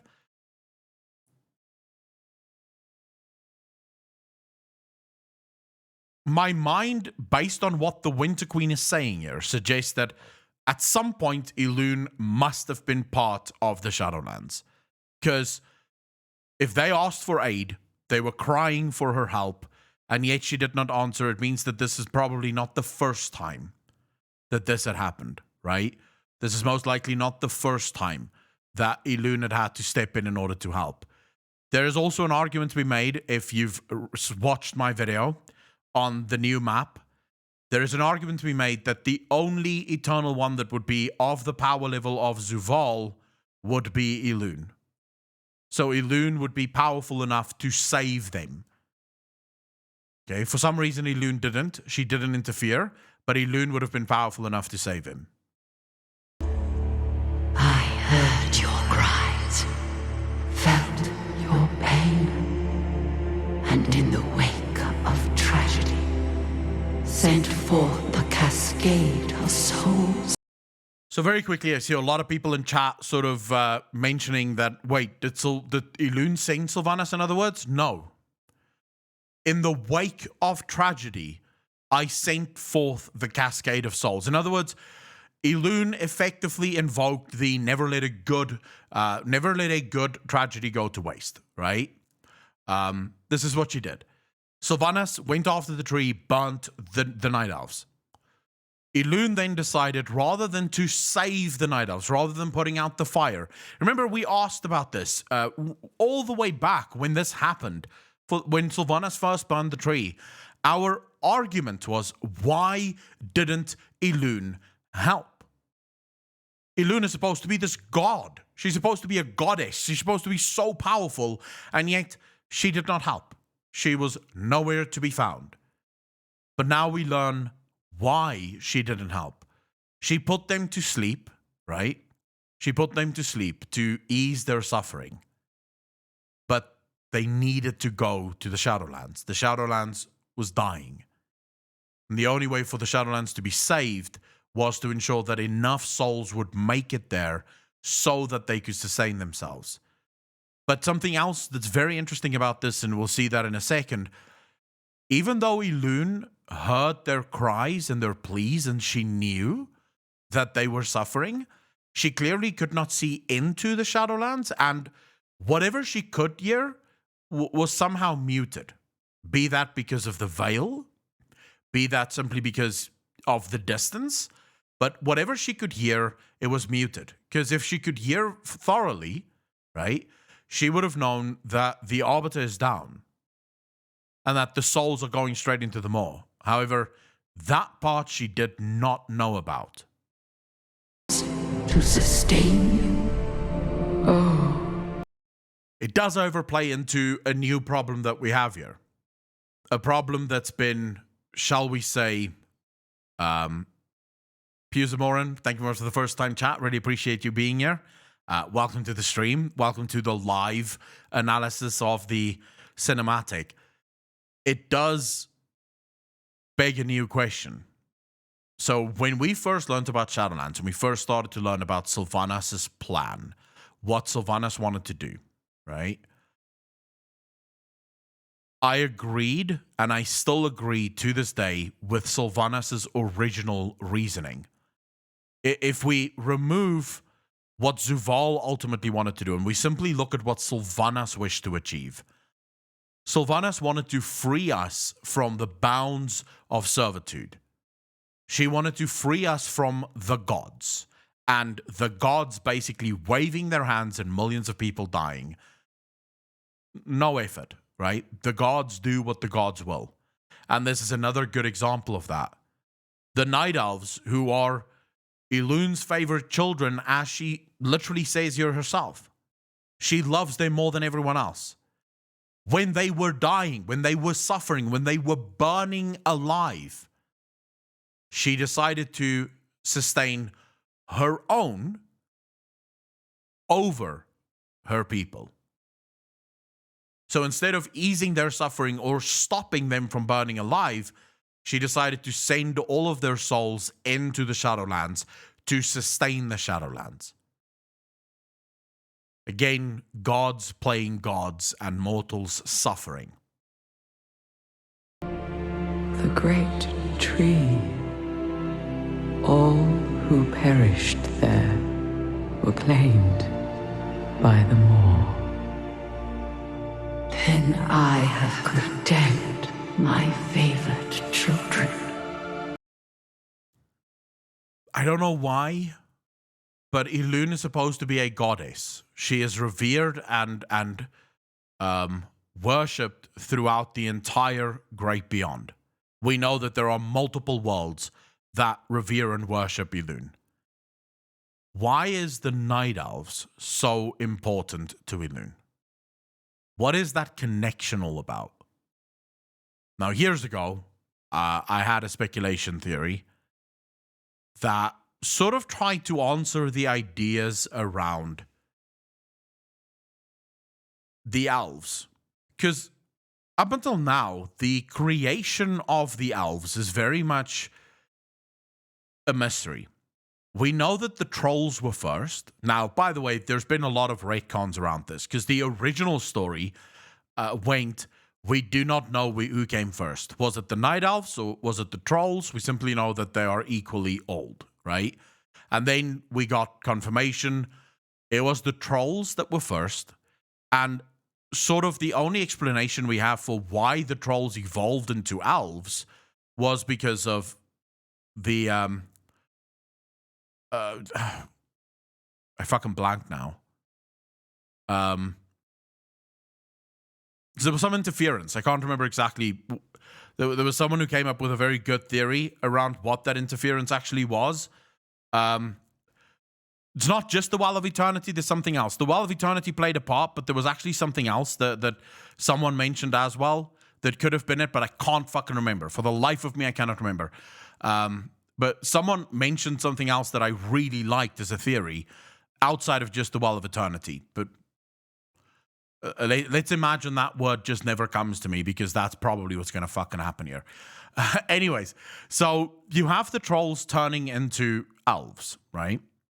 Then from the elves, right, again, we sort of hit a road, because there seems to be conflicting sort of stories, right? It's either that the Night Elves, or at least a cousin of the Night Elves, was first, and from them came the High Elves, or that the High Elves was first and then came the Kaldorei, right? Now, again, if you throw out what we know lore-wise as being canon, and you look at sort of the evidence, it could have been either of these, it could have been the same thing. It doesn't really matter. But the overall theory here, right? The overall theory is that it was Elune. It was Elune that interfered with the troll evolution. So in other words, Elune stepped in, right? Elune stepped in to make her own people. And this may be why this is her favorite people. Because with all other people that worship her, these are simply people that she happened upon. She revealed her power to them, and they started to worship her. With the elves, the Night Elves at least, she made them. she interfered in order to create them. I'm not saying this is true, by the way. I'm just saying it's possible. This is at least a possible theory. Now, again, a lot of this could be solved if we could get some actual concrete lore of the World of Warcraft and Azeroth specifically. But sadly, all we have to go on is the Chronicles in this regard specifically. And the Chronicles wasn't written. It's not obvious that they were there when all of this was taking place. Right? It's not obvious that they were there when all of this was taking place. This could have been hearsay from their watchers. It could have been simply them going off the evidence, sort of what we do these days with evolution, sort of trying to track it.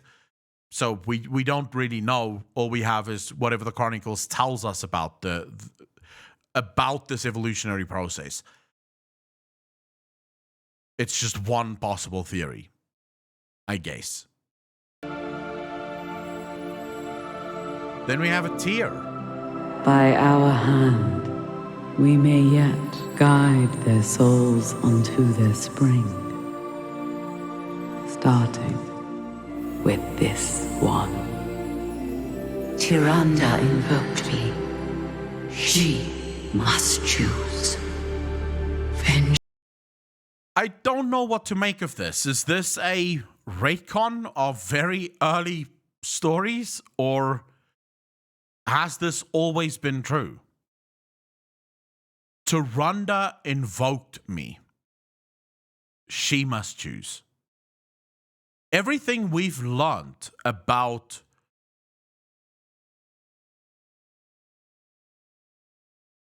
the Night Warrior suggests that you do not have a choice. It will eventually claim your life, right? You will eventually die because of this power. Now we learn that, no, you can actually choose. Once you've done the thing that you wanted to do, you can leave, right? You can say, okay, I no longer want to do this. Or perhaps, because listen to, shall we say, the ultimatum that Elune poses here. She must choose. Vengeance or renewal.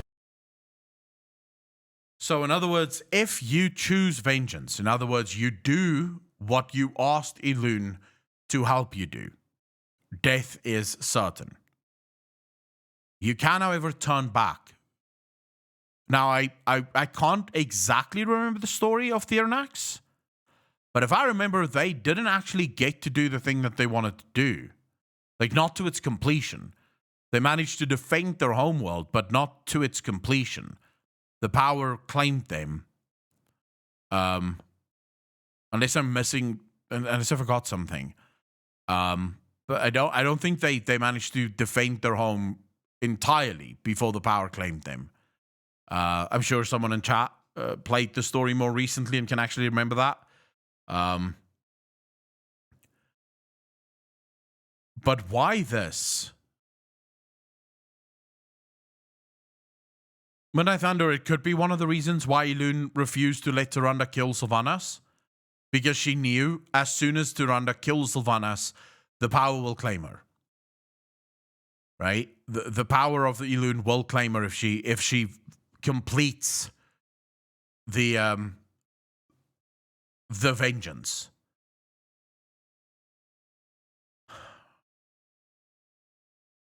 I just want to remark, can you guys see Tyranda's skin as Elune is speaking through her? It's fucking lit up like the night sky. Stars literally all over her.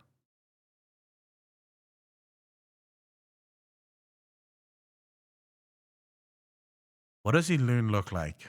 If this is what Tyrande looks like, channeling Elune, what does Elune actually look like?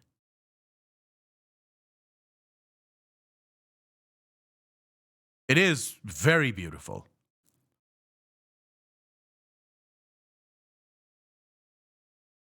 Probably like Algalon, probably even more. I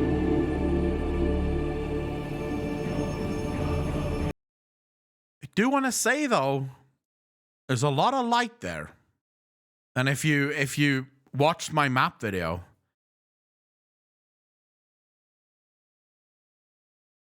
the moon that once ruled over death, the sun that once ruled over life, Elune seems to be a perfect fit for that.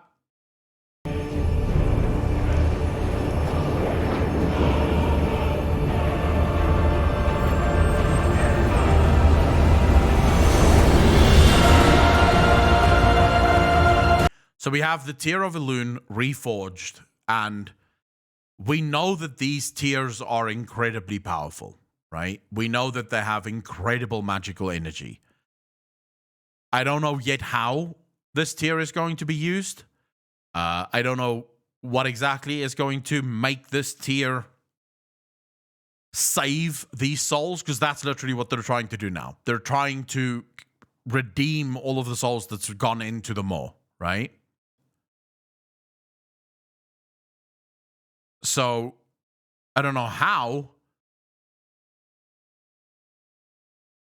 I guess the big question is, are we going to be a part of that? Or are we just, again, going to see it? Are we actually going to be able to do these things? Or is it just sort of going to, happen without us?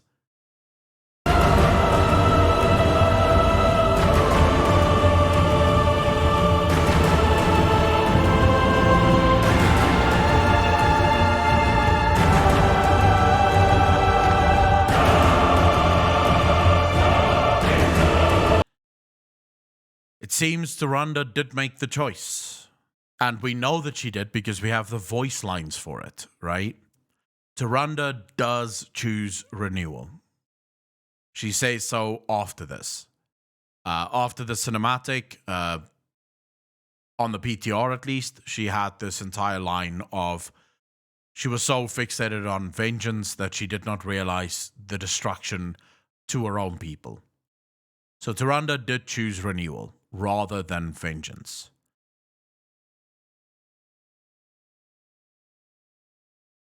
She renewed her sub. I can't help but think that I am left with more questions than answers, which have sort of been a mainstay now for Shadowlands. Every single time we get a new cinematic, I am left going, the fuck? I don't know what this means. It answers very few questions. It raises a ton of other questions, which I suppose is apt. This is Elune, right? We know nothing about Elune. Elune is a goddess that clearly, right, we're all wrong about. Because if there's one thing about the cinematic, it's basically shot to hell a lot of my theories. A lot of the theories that I had about Elune, a lot of the ideas that I had about Elune, her letting her people suffer and basically not interfering, it's clearly fucking wrong, right? Those are wrong. The idea of the upstart goddess thing, very clear that she is more than just some upstart goddess according to the Void, right? She is incredibly powerful, especially considering they asked her for help. They needed her help. Listen to what the Winter Queen says here, right? Listen to how the Winter Queen speaks to Elune. It's almost with a sense of need, for lack of a better word. I'm sure there is a better word out there, but I can't think of it.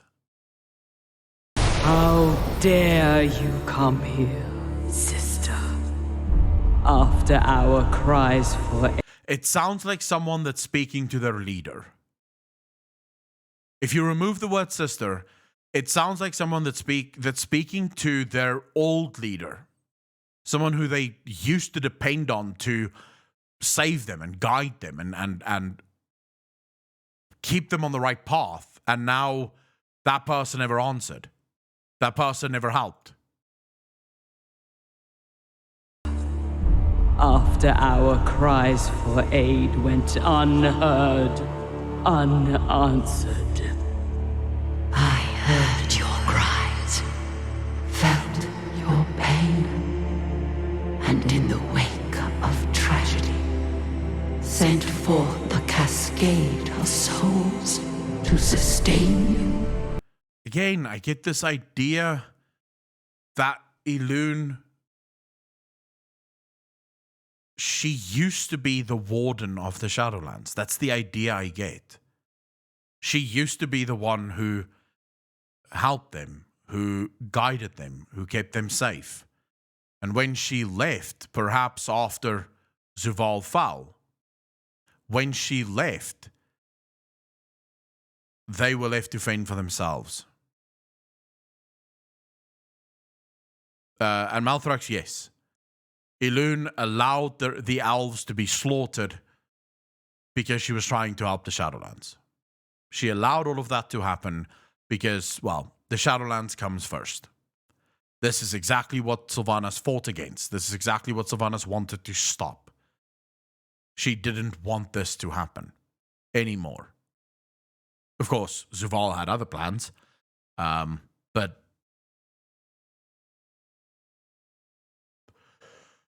so many questions. And now that 9.2 has been delayed, when am I getting answers to any of this shit? That's all I want. I just need a couple of answers, like one or two. Just you know, throw a couple of fucking answers out there, please, Blizzard. Give us at least something. This is so annoying, dude. Every single time I watch a new cinematic, I'm left with more questions. Anyways, that's my analysis of this. I'm sure I missed stuff, and I will probably cover this cinematic for years to come, if any of the previous cinematics is anything to go by. But that's the analysis that I have right now. More questions than answers, I guess, is what this should be called. If the fourth war did not happen, the tree, I think the Moor still sucking up souls, what would have happened? If the fourth war did not happen and the tree didn't get destroyed, do you mean? What do you mean, Shadowgrove? Tatiana, how are you doing?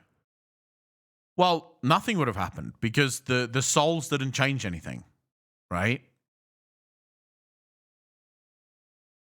The souls didn't change anything. Elune thought that she was helping them because she thought that if they had those souls, they could sustain themselves. But of course, the souls went straight into the Maw. So she didn't help them whatsoever. If anything, she condemned them to eternal suffering, right? So it didn't really offer any sort of solution, if that makes sense. No solutions were offered.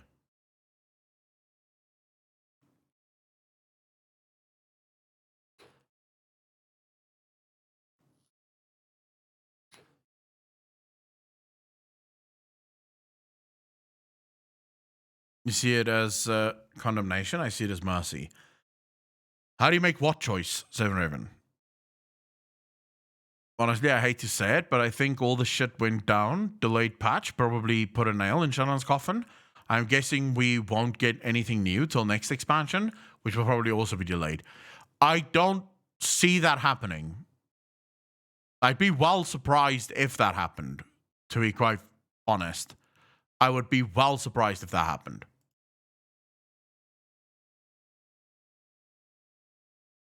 Elune is the light. Each of the leaders are one from the Cosmos map. No, I don't think so. Snaps, I don't believe that the leaders are part of the different cosmological forces. Let's just let everyone wear all their available legendaries. Oh, that would be a cool, fun experiment. Can you imagine if all of us could just wear all the legendaries? Just be stupidly overpowered for at least a couple of months? Like, can you fucking imagine that? But no, I don't think that would happen. I do not believe that would happen. Look, guys, Girls, let's be clear. There's going to be a lot of delays here. A shit ton of delays, right? This is not just because right now the developers aren't working because they're dealing with the aftermath of this. It's going to get much worse because there's a court case now. And depending on how quickly Activision settles the court case, which will happen, we've already spoken about it. This is a big company. They're going to pay off the government, and they're probably not going to go to court. But you have entire departments that's most likely going to get subpoenaed in order to testify, in order to talk. There's going to be more investigations. This is going to slow shit down significantly. The problem that I have with Shadowlands at the moment, right? The problem that I have with Shadowlands and why I do not believe that Shadowlands can go the same route as, say, for example, Warlords of Draenor is because the lore in Shadowlands is required for the future of World of Warcraft. If they cut the story of Shadowlands short, there is no future for World of Warcraft. What future? Shadowlands is meant to be the new foundational expansion that tells the stories that will build upon this. If they don't finish the story of Shadowlands, there's no real stories that can come after this. So I don't think it's as easy as just saying, screw Shadowlands, we'll just move on to the next expansion. Unless the next expansion is technically Shadowlands, right? So yeah. Person Moran, I got so sad after all this came out. I was so invested in the lore, and now it feels like I can't really enjoy it as much if people like that wrote it. So there is a couple of good things that I do have to say. According to my discussions with people in the department of lore, very few of this actually happened in the modern day lore department. So when Alex Afrasiabi basically got fucked out of the game, or out of the company, it seems like a lot of the lore department was very much saved from it. And also, it's not clear to me that Alex Afrasiabi actually worked very closely with the lore writers of World of Warcraft. You saw Chris Metzen's tweets. He would have meetings with Alex, but outside of meetings, he very rarely interacted with Alex, right? And I know for a fact that the other people in the lore department, people like Terran Gregory, people like what's his name now? I swear to God, my brain's dying. Steve Denuser. Those people work together all the time. So Alex Afrasiabi wasn't even necessarily in their department, right? So there is that. I mean, it's a small victory because there's still horrible things happening. But the small victory is that the lore department seems to have not had many of the problems that is facing Blizzard right now.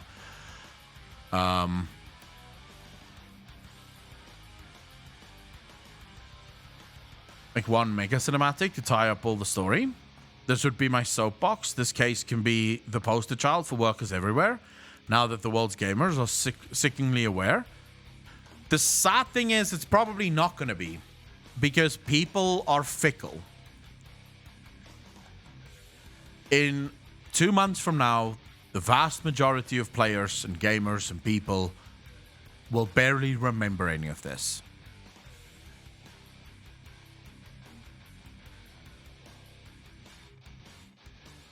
That's life. People are emotional right now, and their emotional responses are very much charged. Lady Survival, how you doing? However, once the sadly, a lot of people will move on. Yeah, there's a lot of clout chasers right now as well. Like, a lot of people is using this as a way to get themselves in front of the eyeballs of people. So my original plan, I wanted to call today's stream the Aftermath What Next. And it wasn't actually to do with the big thing that happened this weekend. It just sort of sounded cool in my head. And then I realized, wait, the Aftermath suggests, you know, the aftermath of everything that happened. And I said, no, then I'll just say Happy Tuesday, because I don't want to keep talking about it. I don't want to be... I have signal boosted it as much as I can potentially do. Anything that I do from here just feels like it's... Now it's a me thing, right? Now I'm using this to sort of get a few more views. Lady Survival, I am doing very well. Thank you much for asking. How's married life treating you? You still having fun being married? Or did all the fun immediately get sucked out? Someone said I should check the official videos like-dislike ratio. Oh. Oof. Oof.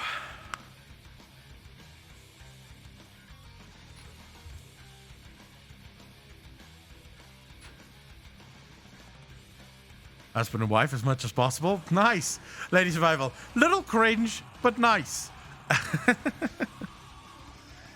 Really happy for you, Lady Survival. All right. The like-dislike ratio is not great. Which I'm not entirely sure if that's fair. But I suspected this. Here's the problem, guys. There is almost no chance that anything Blizzard releases right now is going to be met with a lot of praise. I'm almost certain if we go into these comment sections, we're going to get...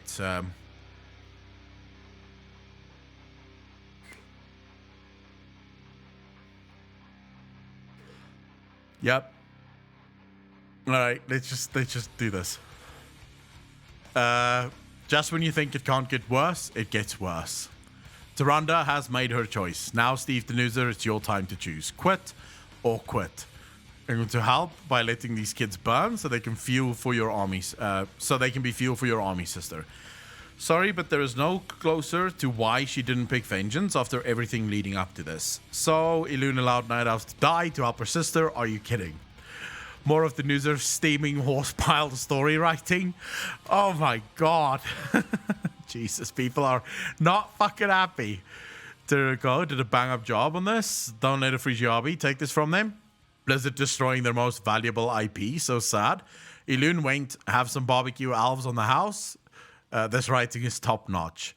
So Savannah's works for Elune. No, John Hughes. So you're telling me Elune sacrificed the Night Elves purposefully? Lol, Blizzard, what are you even doing, man?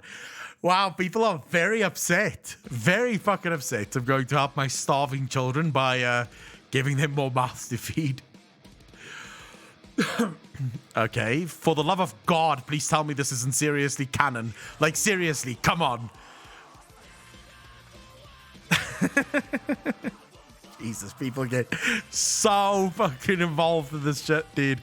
Still kind of struggling to understand why a whole community of WoW can be punished for the actions of a few stupid men. You and me both, a freak. You and me both. Hilarious. What an absolute joke. Lol Rosil was an inside job after all. No more Night Warrior?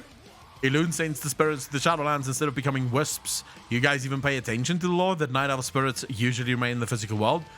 Kevin, that's not entirely true. Some Night Elf spirits remain in the dream, or tied to the dream at least, but not all.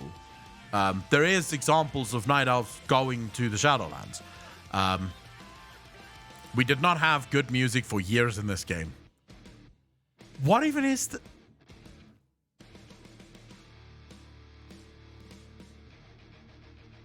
I don't know if this... Like, what even is this comment? Of all the things you could bitch about, you're bitching about the music. And I don't get it. See you all in 14, where the story is actually competently written.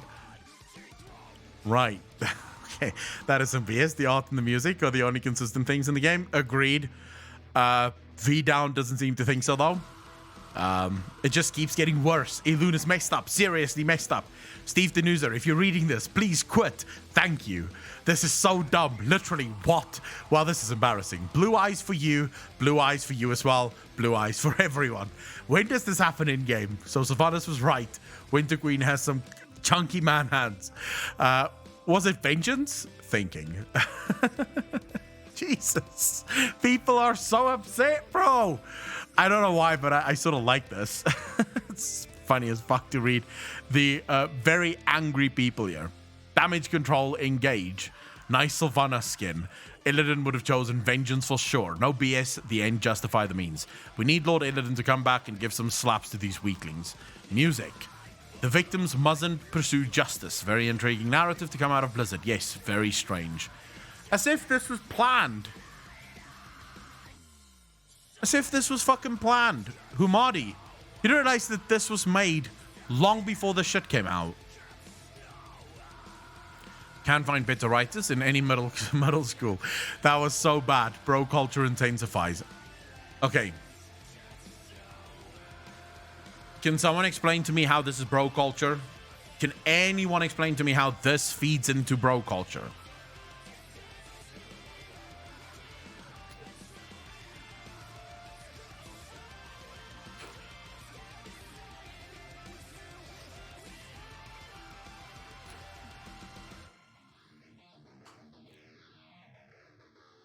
By throwing away their sale pitch with Vengeance is bad stuff. Manius one, I don't think it was that bad of a fucking speculation. Oh, of a video. It's not Akalon, it's just someone being a dick in comments. I don't see how this is bro culture. It had, I mean, it had nothing to do with bros. Bros weren't even in the video. Bold writing. Oh no. Oh no, no, no, no, no. Okay, what? Tyrande, my queen, is back? XD. Oh, look, the video is made not listed yet again. One Blizzard is ashamed of repeatedly, or is it because of the overall negative response to such garbage writing? How long is this man allowed to continue? This comment has been removed and censored before. Go figure. Please just let the game die. This was awesome. Jesus. Please just let the game die. Did I miss you watch the cinematic? Yes, Shufi. We watched it. We're in the comment section now. We're enjoying the pleasantness of the WoW community in the comment section. This was awesome. Nice. So they decide to animate this cutscene and not the Garrosh one. Okay. People are just fucking complaining about everything, dude. Bro, Leaf, my man, Leaf. Your comments literally not fucking censored. They legit Leaf. Look this. Look. Your comment's right there. Actually, your comment is there again. It's posted 3 times. Yo, who else here on July 27th? Garbage story. Good story. Garbage comment. Ooh. So good. Blizzard, you should just move on to the next expansion and maybe fire that creep Denuser. Oh my god, now Denuser is being a creep? Oh my fuck. Katsi, thank you for the on sub. Really fucking appreciate that. 7 months in a row. Thank you. Hey Echo, how are you fucking doing today? I am very well, Katsi. Thank you very much for asking. Do you guys think that the nicknames of young Sylvanas being related to the moon have anything to do with Ilune, not letting her get killed by Tyrande? I'm relatively new to the lore, but I have been pondering if there is any connection there or not. From a speculation standpoint, Pew's absolutely. From a speculation standpoint, there is a very good case to be made that Sylvanas being called Little Moon, not Little Moon, Lady Moon, and her sister being called Little Moon may have some connection to Ilune. Although we do not know, right? We don't know yet. Jesus, this guy likes fucking typing this. Leaf, you are literally the only person typing comments at the fucking moment. Like, Jesus Christ. Like, look at this. 1 minute ago, and then 52 seconds ago. So this dude waited 8 seconds to go, they're censoring my fucking comments.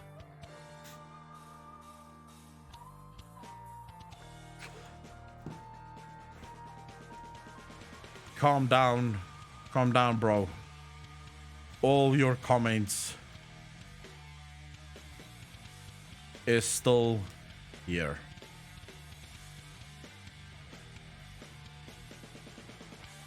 If you're reading this, please quit. Thank you. Are you for real, Blizzard? This is just so ridiculous and contradicting. Fuck, this leaf is everywhere. Tyrande is so cringe. Why should Horde players even bother with her? Garbage story. All my homies hate male feminists. What the fuck does that comment even have to do with anything? No one cares about Tyrande. Blizzard, stop trying. Oh, people are angry. Angry.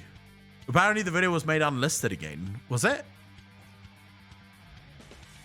Oh, it's unlisted again. Well, actually, it's not weird. Blizzard usually keeps things unlisted. Like, they almost never make their videos public until at least a day or two later. Yes, there's more dislikes than likes, but I suspected this much. It's to be expected. Is this Tyrande cinematic worth for me to react to? Lady Survival, I think you'd enjoy it. It's very good. Plus, I'd enjoy watching your reaction to it. So yeah, do it. Maybe that's anti-spoiler measure. This content's not released everywhere yet. Tree Panda, so I know for a fact that almost every single time there's been a brand new cinematic, it's been unlisted. So that Leaf guy is just looking into shit. He literally just wants to create drama, right? Which I fucking loathe. It's fine if there is drama to react to the drama and speak on the drama, but I hate when people create the drama, right? So you're so desperate to actually create drama that you're starting to make up shit about your comments being removed and censored. It's like, what the fuck, dude? Can find better writers in middle school. The victim has him pursued justice. It's a mess, dude. This is a fucking mess. I'll tell you that. It's a mess. And the sad part is it's not going to get any better, right?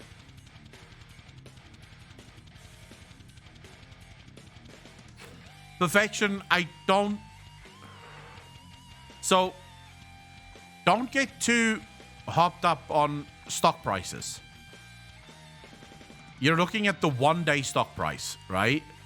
The uptick is... So how do I explain this? Let's do a 6-month one so I can explain to you. I've become quite the, shall we say, Bitcoin enthusiast, right? So I've been spending whatever time I don't make content, I'm buying and selling cryptocurrencies. So allow me to explain. I'm a businessman, right? I'm buying stock and I'm selling stock. Now, I know the Blizzard there's just massive shit that hit, right? Shit has just exploded. It's a fucking mess. I am selling my stock because I know for a fact there's going to be a crash. Because I can read the stock market. I know that people are going to pull out of the stock market now because Blizzard have a court case pending. So I sell my stock on Friday, right? Now it starts dropping, right? There's a massive fucking drop. Until we get here, where a lot of the people go, well, it's dropped quite a bit, right? It's dropped quite a bit. Maybe I'll buy back in now. Because maybe that's as far as it's going to drop. It's going to drop again. You can already see it stabilizing now, right? So it's sort of stabilizing. It's going to trend sideways for a bit. Then it's probably going to start dropping again. So this is just people climbing back in, trying to predict the drop. So this is not necessarily something that I would look at and say, oh my God, right? They've just released the cinematic. Now things are good again. This is literally just people sort of looking at it and going, maybe it ticks back up, right? Now the cinematic will obviously be linked to that because they see a new cinematic coming out of Blizzard. They think to themselves, maybe it ticks back up. But this is probably not going to last, right? And I don't think this was Blizzard's plan. The cinematic was always going to release. This has been planned months and months and months ago that this cinematic would release when it releases. So this was definitely not Blizzard going, oh my God, look at our stock price. We have to do something. It just released. And if you're... to give you an example, whenever Elon Musk tweets something about You look Dogecoin, like you've lost right? some weight. I pay very close attention to my. I don't own Have you seen Dogecoin. the new Alune cinematic? I just came back. Zig, yes. We've already reacted to it. We did the analysis on it. So I have seen it. Whenever Elon Musk tweets anything about Dogecoin, I keep an eye on my own cryptocurrencies. While I don't invest in Dogecoin, it usually has a very good effect on some of my speculation currencies, right? So I've got a couple of really low-hanging, sort of very, very cheap cryptos that I own. And whenever Dogecoin ticks up, some of them will tick up as well. So I keep an eye on it. So obviously I'm paying attention to it. And this is the same with any other stockbroker. Now I do own stocks as well. I have money invested in the stock market as well. But those I don't follow as much. So I basically there only have gold, oil, and platinum. Those are the only three things that I invest in on the stock market. Yeah, gold, oil, and platinum. Because it's commodities. They're always going to make money, right? And they're long-term stuff. I don't really give a fuck about those. I just keep them. But I speculate a lot with cryptocurrencies. Like, I love fucking around with them and just moving my money around. So this is all this is, right? It's an uptick because people thought this is a big drop. It's 8%. That's massive in the stock market. Maybe now's the time to get back in and get some money going again for yourself. So that's what this is. People just see what they want to see and react to it as it supports their opinion. If you follow internet outrage, you can make a lot of money just buying and selling.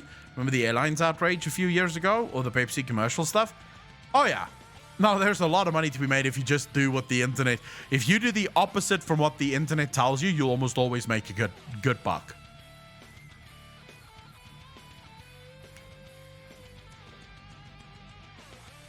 Grey Wolf, yes. I like the video. She put the choice on Tyrande. I respect giving the character choices. Yes, but she didn't give all of the other Night Elves any choice on whether or not they wanted to die or live. So that's probably something that have to be kept in mind as well. The other Night Elves did not get that choice. You know, just gonna put that out there. Aye, Beastathon. With that said, though, ladies and gentlemen, I had fun, as always. I have to go to the gym now. It's time for me to hit the gym, go bang those fucking weights, destroy myself. I literally today want to walk. I don't even want to walk out of the gym. I want to crawl out of the gym. I need one of those where you just absolutely slaughter yourself to clear my head and just not even give a fuck, right? I need that. Oh, wait. We can't do it now. Fuck it. Alex just interfered. Say thank you, Alex, for interfering.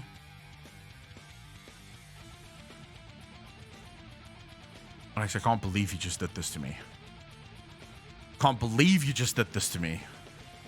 Okay, before I go to the gym. Because I want to get this up and running before I go to the gym.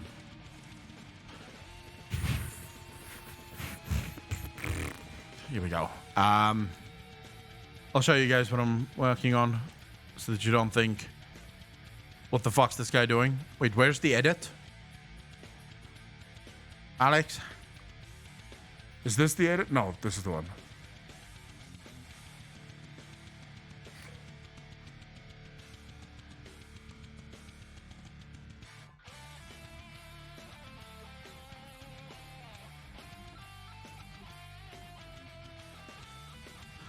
I feel when you message me going, oh, right, we got a rush vid. Take care and have a good day. No, we're still hanging out a little bit because I'm uploading a new video. As soon as I'm done uploading this video, I will say goodbye because then I have to go to the fucking gym. But until such time, let's just quickly upload the video, get that out so we can, so I don't spend my entire time at the gym thinking, oh my God, I've got a video that I need to upload.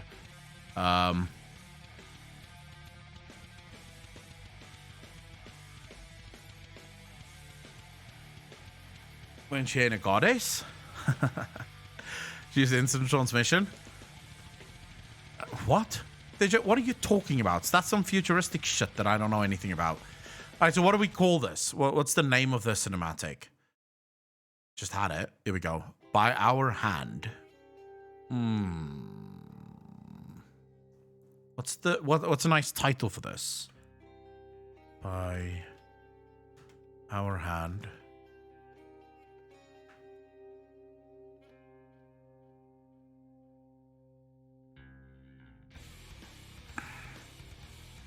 Come on, chat. Give me something clickbaity.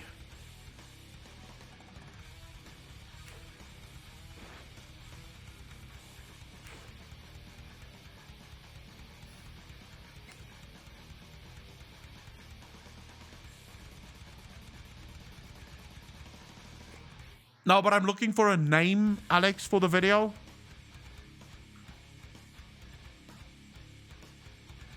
Tarunda is Iloon. That would be a spoiler. People would fucking hate me for that. People would absolutely hate me for that. People don't like being spoiled.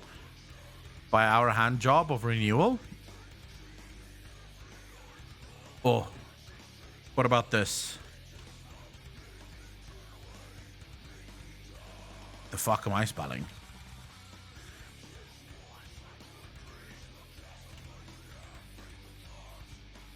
No, is that how you spell renewal? That's not how you spell renewal. Is it? It is, it seems. What do you think of that? Yeah, there is an A there. Thought so.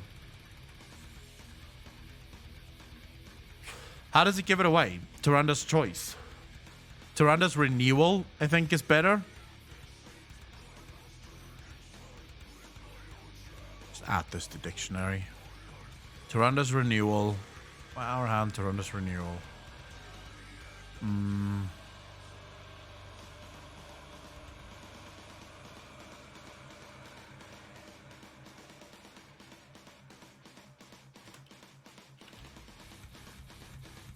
I think that's fine. I think that's about... Actually, do I have to put Aquilon's reaction there? Probably not. Because I think it's in the title anyways.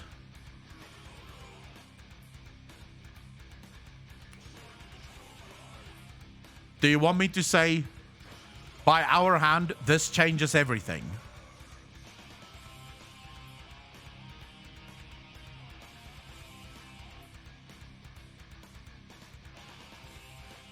This will be a huge video. You'll never guess what she chose. This changes everything. By Our Hand, this changes everything. What do you think of that?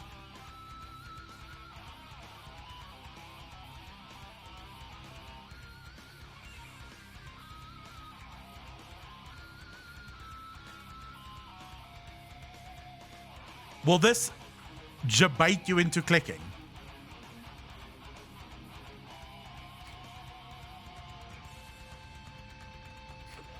I'm not lying, because this does change everything. So that's not a lie. This changes everything. It really does. Anyone who doesn't think it changes everything is not paying attention.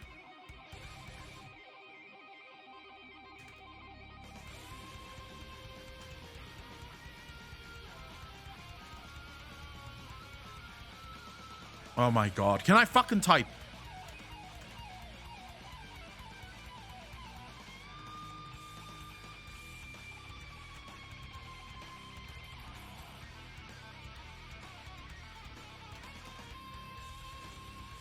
Oh, for fuck's sake. Sticky keys, get the hell out of me.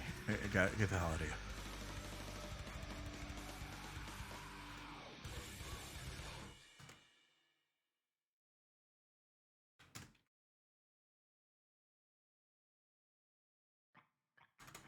Okay, that's, I guess, good enough.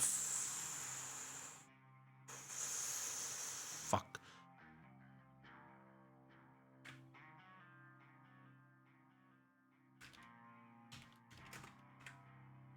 I will click like the fastest. I will click because I watch everything, but that is probably not the new person you want. But I don't really care. As long as it gets people to click and people like it.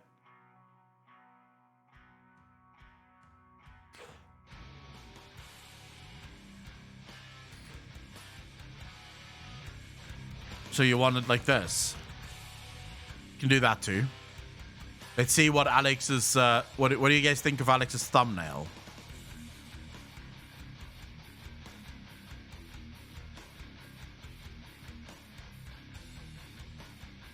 Yes, no?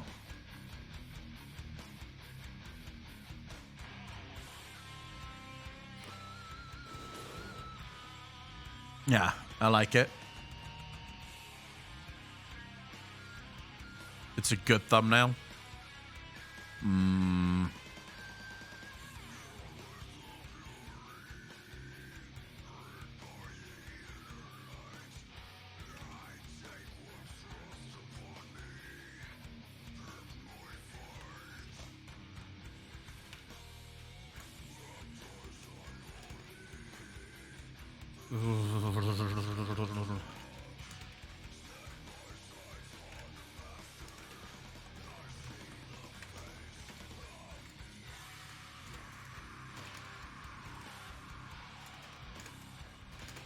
Fuck me. Trying to get this done too quickly.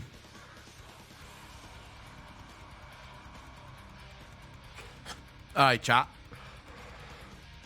We could probably... Hold up. Let's just quickly look at... What did they have in here? Ah, same shit as me. Right. So, next. On. Go. Next. Abbreviated swear words. Submit rating. Next. Import from video. Let's do that.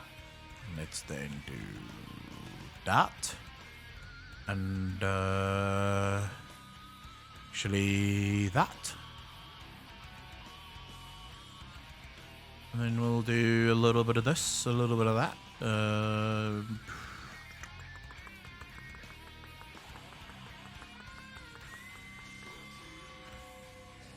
Okay. Do that reaction. Oh, there.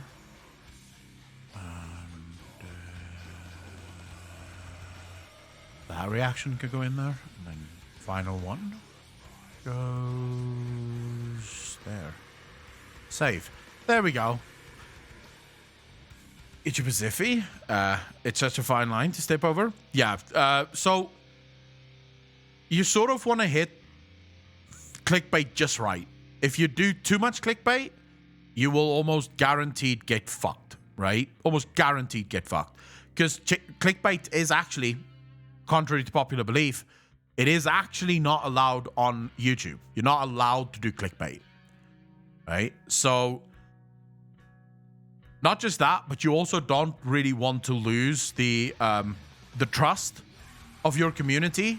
And if you do too much clickbait, your community is almost definitely going to lose trust in you. So you sort of want to hit that fine line where you sort of clickbait, but it's not a lie.